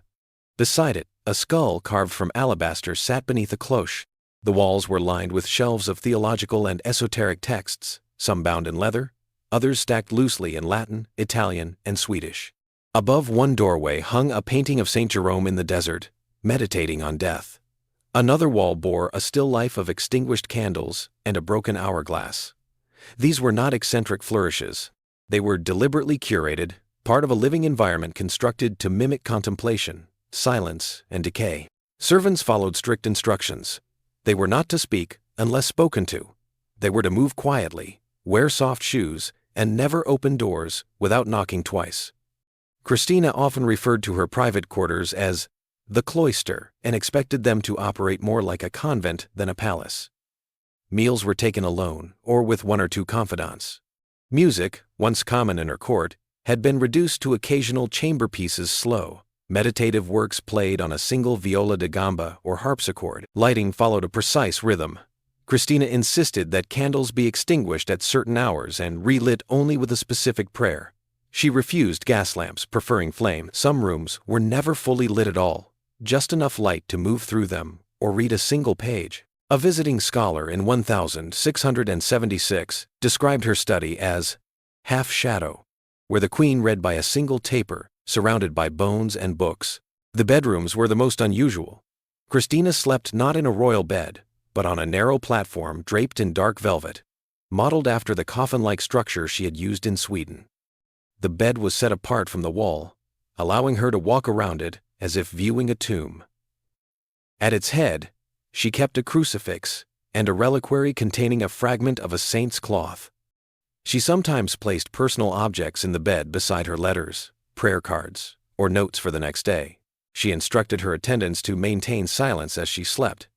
If disturbed, she responded with sharp rebuke. She also kept a log of dreams, written in a small leather journal, in which she occasionally recorded visions of death, angels, or empty landscapes. Some of these notes survive, stored in the Vatican Library. In one entry she wrote, "I sleep each night in rehearsal for eternity." The atmosphere extended to guest rooms. Those invited to stay, usually clerics, visiting scholars, or trusted nobles, were warned that candles would be extinguished early and that noise must be kept to a minimum. Conversations were expected to focus on scripture, death, or philosophy. Lighthearted or social talk was discouraged. The palazzo became known among Roman elites as a place of quiet and discipline, not pleasure or courtly entertainment. Over time, the chamber layout itself began to reflect Christina's mental and spiritual preoccupations. One wing was reserved for prayer and study, another for sleep and contemplation. The rooms were labeled in Latin, meditatio, mortis, vigilantia. In one chamber, she kept only a single chair and a portrait of her father, Gustavus Adolphus. She reportedly sat there for hours in silence, occasionally speaking aloud to the painting. Despite the somber conditions, Christina remained alert, sharp-minded, and engaged with correspondence. She responded to letters from European courts, offered commentary on theological disputes, and maintained her role as patron to certain artists and philosophers. Yet she rarely hosted formal receptions. Those who did gain access described a woman surrounded not by courtiers, but by shadows, objects, and an unmistakable stillness. Her staff changed frequently. Few servants stayed longer than a year. Some left citing the strain of the atmosphere. Others feared the stories that circulated tales of Christina walking the halls at night, speaking to invisible presences, or insisting on certain rituals before entering specific rooms. Roman officials, including members of the Vatican court, maintained a respectful distance. Pope Innocent XI, who succeeded Alexander VII, was less publicly supportive of her lifestyle, but did not interfere. As long as Christina remained loyal to church doctrine and avoided public scandal, her private habits were tolerated. Her close confidant, Cardinal Decio Azzolino, ensured that tensions never escalated. He visited frequently, helping with finances and correspondence, and remained the only person allowed into all rooms unannounced. By the 1680s, Christina's body had begun to decline. Rheumatism affected her movement.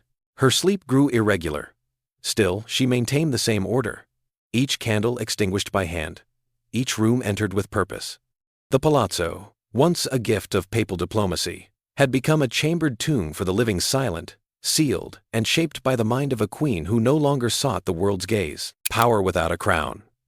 Her political intrigues in the Vatican. Although Christina of Sweden had surrendered her throne in 1654 and formally renounced political authority, she did not withdraw from power entirely.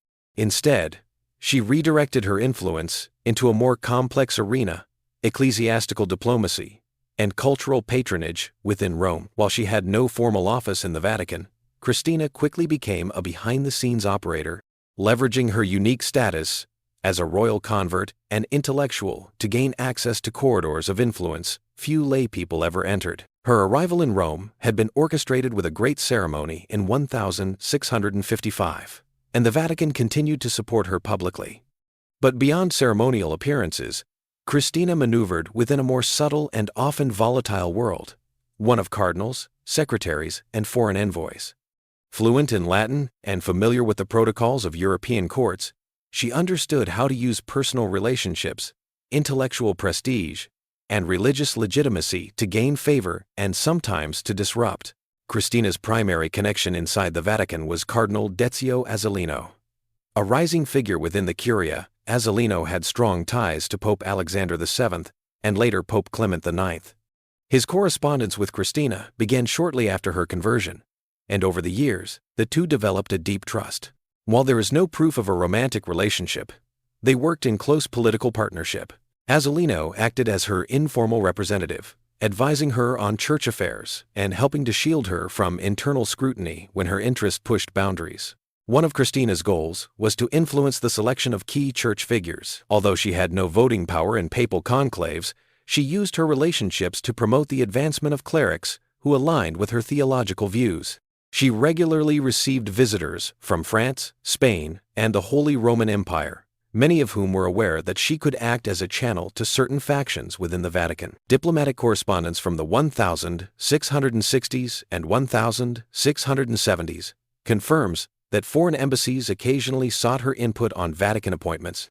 Letters between her and French Cardinal Retz reveal that she offered political advice during the lead-up to the conclave of 1667. Though her recommendations were not always followed, the fact that they were solicited at all was unusual for someone with no formal role. Christina also interfered in internal Roman politics. She often took positions in disputes between noble families, monastic orders, and art patronage councils. She supported the Jesuits in their campaign to expand educational programs in southern Italy. At the same time, she opposed certain moves by Dominican factions, accusing them of suppressing mystical theology in favor of dogmatic control. She did not hesitate to criticize the Curia openly. In letters now preserved in the Archivio Segreto Vaticano, Christina accused unnamed cardinals of corruption, warned against foreign interference in church governance, and argued for greater transparency in financial matters. These critiques were shared privately, usually through Azzolino, but their tone was direct. In one 1674 letter she wrote, "The Church does not rot from the outside, but from silence within." Her most visible influence came through cultural projects. Christina positioned herself as a patron of Catholic arts and scholarship. She commissioned religious paintings, financed the restoration of Roman churches, and supported translations of spiritual texts into multiple languages, including Swedish. Her palace became a site for musical performances, theological debates, and philosophical discussions, all carefully curated to reflect her interpretation of Catholic identity, intellectual, mystical, and universal. She also sponsored printing presses that produced works in defense of papal primacy, often aimed at Protestant audiences in Northern Europe. One such project involved translating parts of the Council of Trent's proceedings into vernacular languages, with commentary intended to appeal to educated reform-minded readers. Though not officially sanctioned, these materials circulated widely and were credited with softening some anti-Catholic sentiment in German-speaking regions. Not all her interventions were welcomed. Some Vatican officials grew frustrated with her habit of crossing formal boundaries. She was accused of meddling in matters above her station and leveraging her royal background to gain influence she had not earned through clerical service. Papal records show that certain cardinals requested limits be placed on her access to internal meetings. Christina's political instincts remained sharp. She knew how to play competing powers against one another. She cultivated friendships with Spanish-backed factions while keeping French interests close. She maintained correspondence with Protestant scholars even while promoting Catholic apologetics. Her ability to navigate contradiction made her both an asset and a liability to the Church. She was useful as long as she stayed just outside the line of formal authority. Despite her declining health in the early 1680s, Christina remained politically active. She continued to send letters of recommendation to bishops across Europe and offered commentary on theological controversies, including the rise of Jansenism and debates over papal infallibility. She opposed absolutist interpretations of church power, favoring instead a balance between reason, tradition, and personal conscience. In private, she discussed plans for forming a permanent Catholic academy in Rome, one that would bring together scholars from different nations and disciplines, under a shared commitment to learning and faith.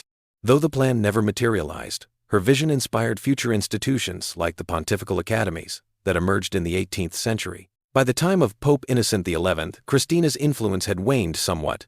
The new pope viewed her with caution, especially due to her history of eccentricity and her open criticism of certain factions. Still, she retained a privileged position. Few lay people, especially women, were granted such access to Vatican leadership, or afforded such leeway in shaping religious discourse from the periphery. She may not have worn a crown anymore, but Christina had mastered the subtler forms of power available to her. She used reputation, conversation, writing, and symbolic gestures to move quietly through the world of male authority, never officially inside it, but never fully outside either. The queen who commissioned her own tomb while alive. By the early 1680s, Queen Christina of Sweden began preparing for death in the same deliberate and symbolic way she had lived her life. Long fascinated with mortality and legacy, she turned her attention to her final resting place, not as a passive concern, but as a personal project.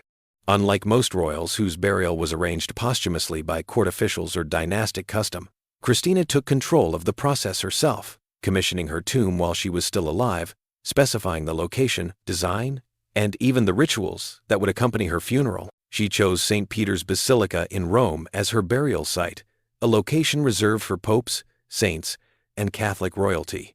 It was an audacious request. No woman, and certainly no former Protestant monarch, had ever been granted such an honor.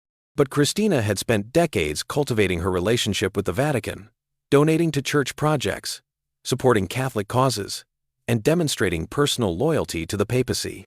Her long friendship with Cardinal Decio Azzolino and her favorable standing under Pope Alexander VII and later Clement IX gave her enough influence to begin serious negotiations. Documents preserved in the Vatican archives confirm that discussions about Christina's tomb began as early as 1679.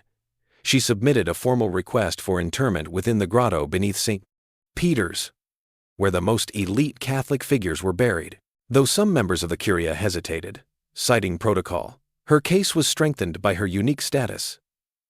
A reigning monarch who had converted to Catholicism, abandoned her throne, and spent her final decades in service to the Church.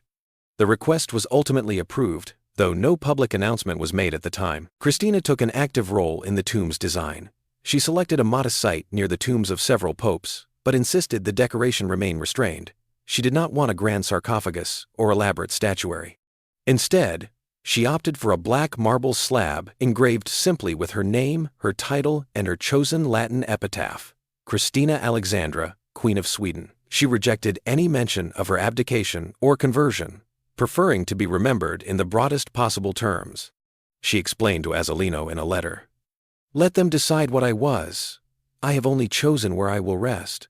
Work on the tomb was completed quietly by artisans connected to the Vatican. The chamber was small, with room for only one coffin. There was no vault for family members, no dynastic markers. Christina had no heirs, no royal consort, and no surviving siblings. Her body would rest alone. The simplicity was part of the message. She had rejected earthly lineage in favor of spiritual belonging. Her funeral arrangements were also carefully documented. Christina instructed that her body be placed in a plain wooden coffin, lined with dark velvet. She requested a procession to St. Peter's, not from her residence at Palazzo Riario, but from the Church of Santa Maria in Vallicella, where she had attended Mass in her final years. The route would be lit by torches, and the coffin would be carried by her personal attendants, followed only by clergy and a few select guests. She refused the idea of state officials or foreign ambassadors walking in the procession, stating in her will, "They have seen me in life. Let God receive me in death." Even the music was prearranged. Christina chose selections of Gregorian chant and 2 motets by Roman composer Giacomo Carissimi. She left funds for the musicians and instructed that no speeches or eulogies be given during the burial.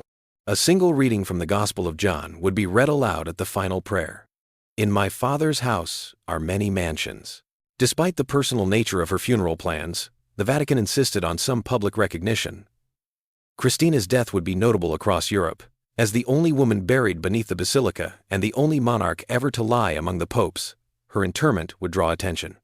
To balance her private wishes with public necessity, the Vatican planned a formal mass of requiem to be held days after her burial. Diplomats and Roman officials would be invited, but her personal chamber would remain sealed until the service. Christina's preparations extended to the objects she wanted buried with her. She selected only 3: a crucifix she had owned since her conversion, a letter from her father Gustavus Adolphus, written before his departure for the Battle of Lutzen, and a small book of meditations in Latin, worn and stained from years of use. She forbade any crowns, jewels, or royal insignia from being included in the coffin. Though her tomb project was quiet, it was not unnoticed. Rome's noble circles speculated about the details, and some criticized her obsession with death. Others saw it as the final expression of a life shaped by personal control. For Christina, it was neither vanity nor morbidity. It was, in her words, a conversation with time. In preparing for her death, she was also shaping her historical footprint, removing the uncertainty that often surrounds royal burials, and affirming her identity in the place she had chosen to call home. By 1688, her health had visibly declined. Still, she visited the site of her future tomb at least once, escorted discreetly by Azzolino. No ceremony marked the visit.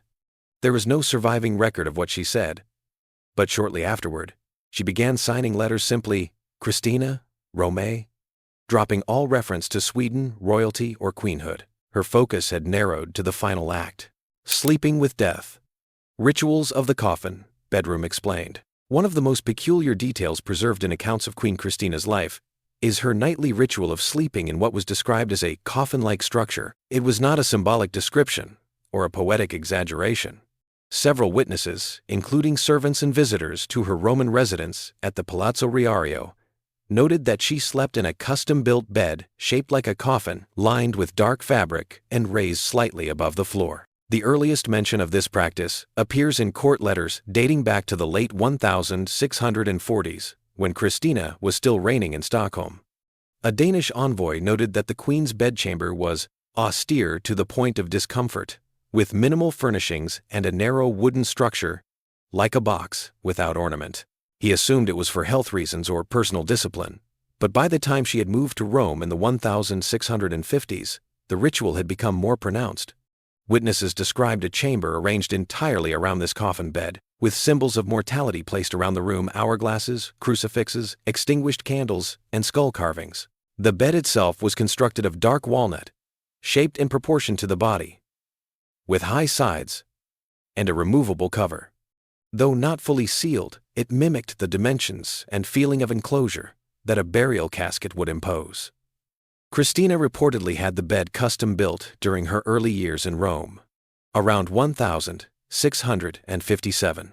The maker remains unknown, but the frame was recorded in the household inventory of her Roman estate in 1683 under the item Struttura de notte in forma di feretro, or night structure in the shape of a bier.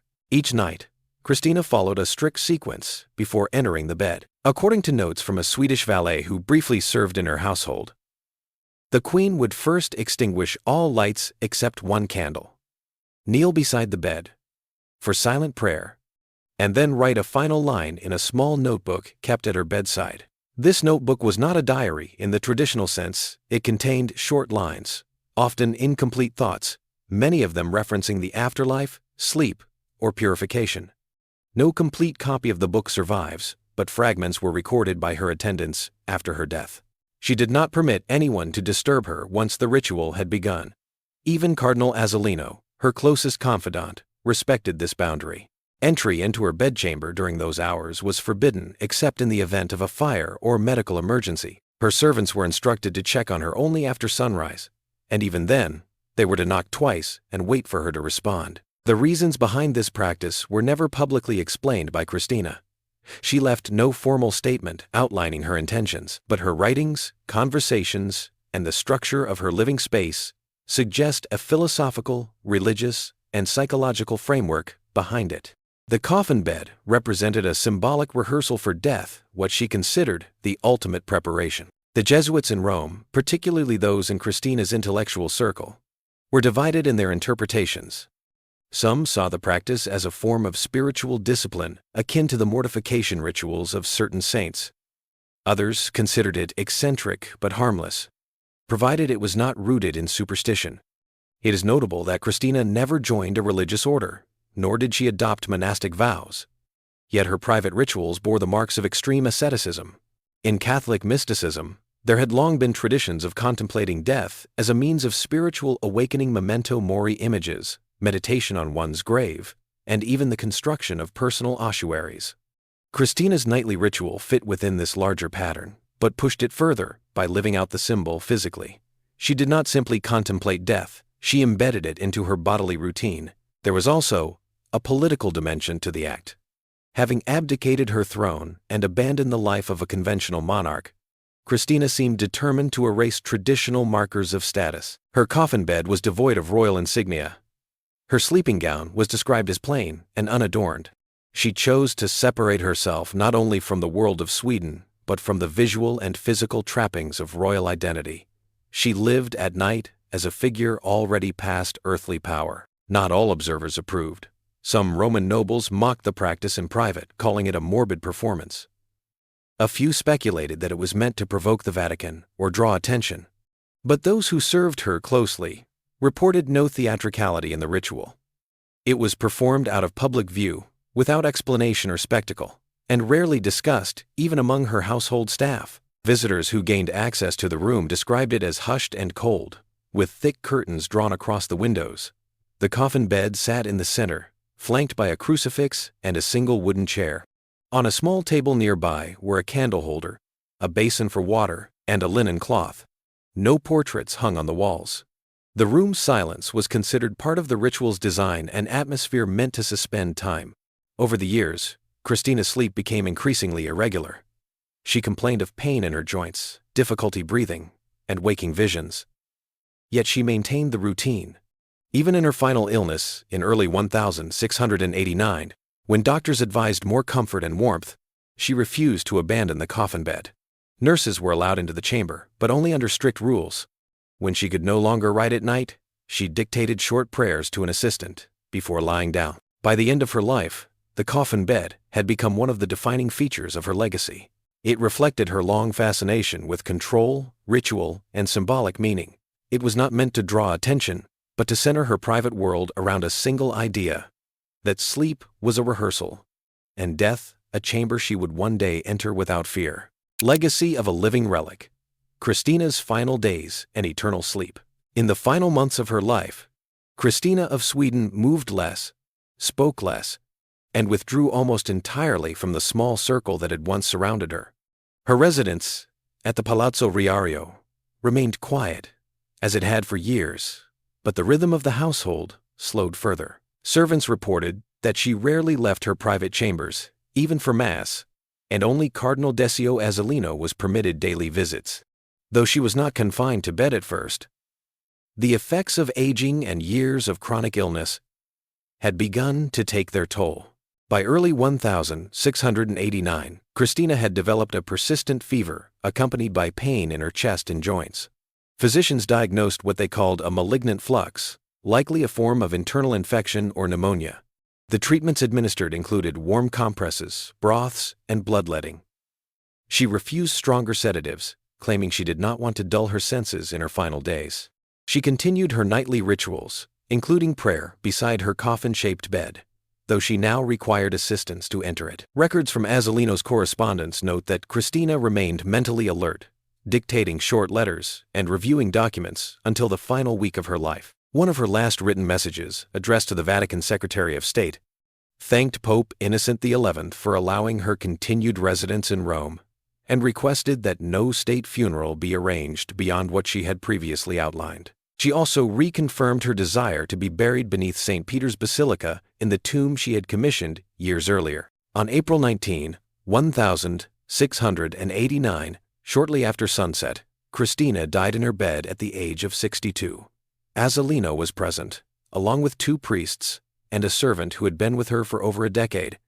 She reportedly received last rites and requested that her coffin be closed quickly and quietly. Her body was washed, dressed in a plain white shroud, and placed in the wooden coffin she had arranged years before. There were no crowns, jewels, or royal symbols included. The public was not immediately informed.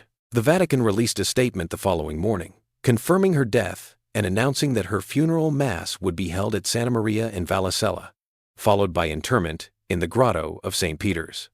The announcement referred to her as Christina Alexandra, Queen of Sweden, and faithful daughter of the Church. No reference was made to her abdication, exile, or conversion history. The funeral procession was held in accordance with her instructions.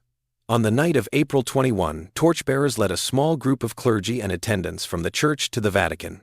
Her coffin was unadorned. It was carried on a wooden bier by servants in dark robes, with no music beyond plainchant.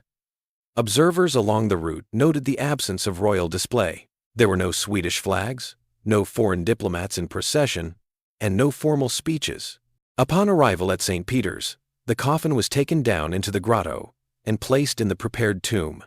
The slab bearing her name had already been installed: Christina Alexandra, Regina Seclorum. A final prayer was read, and the tomb was sealed. Only a few officials remained to witness the moment.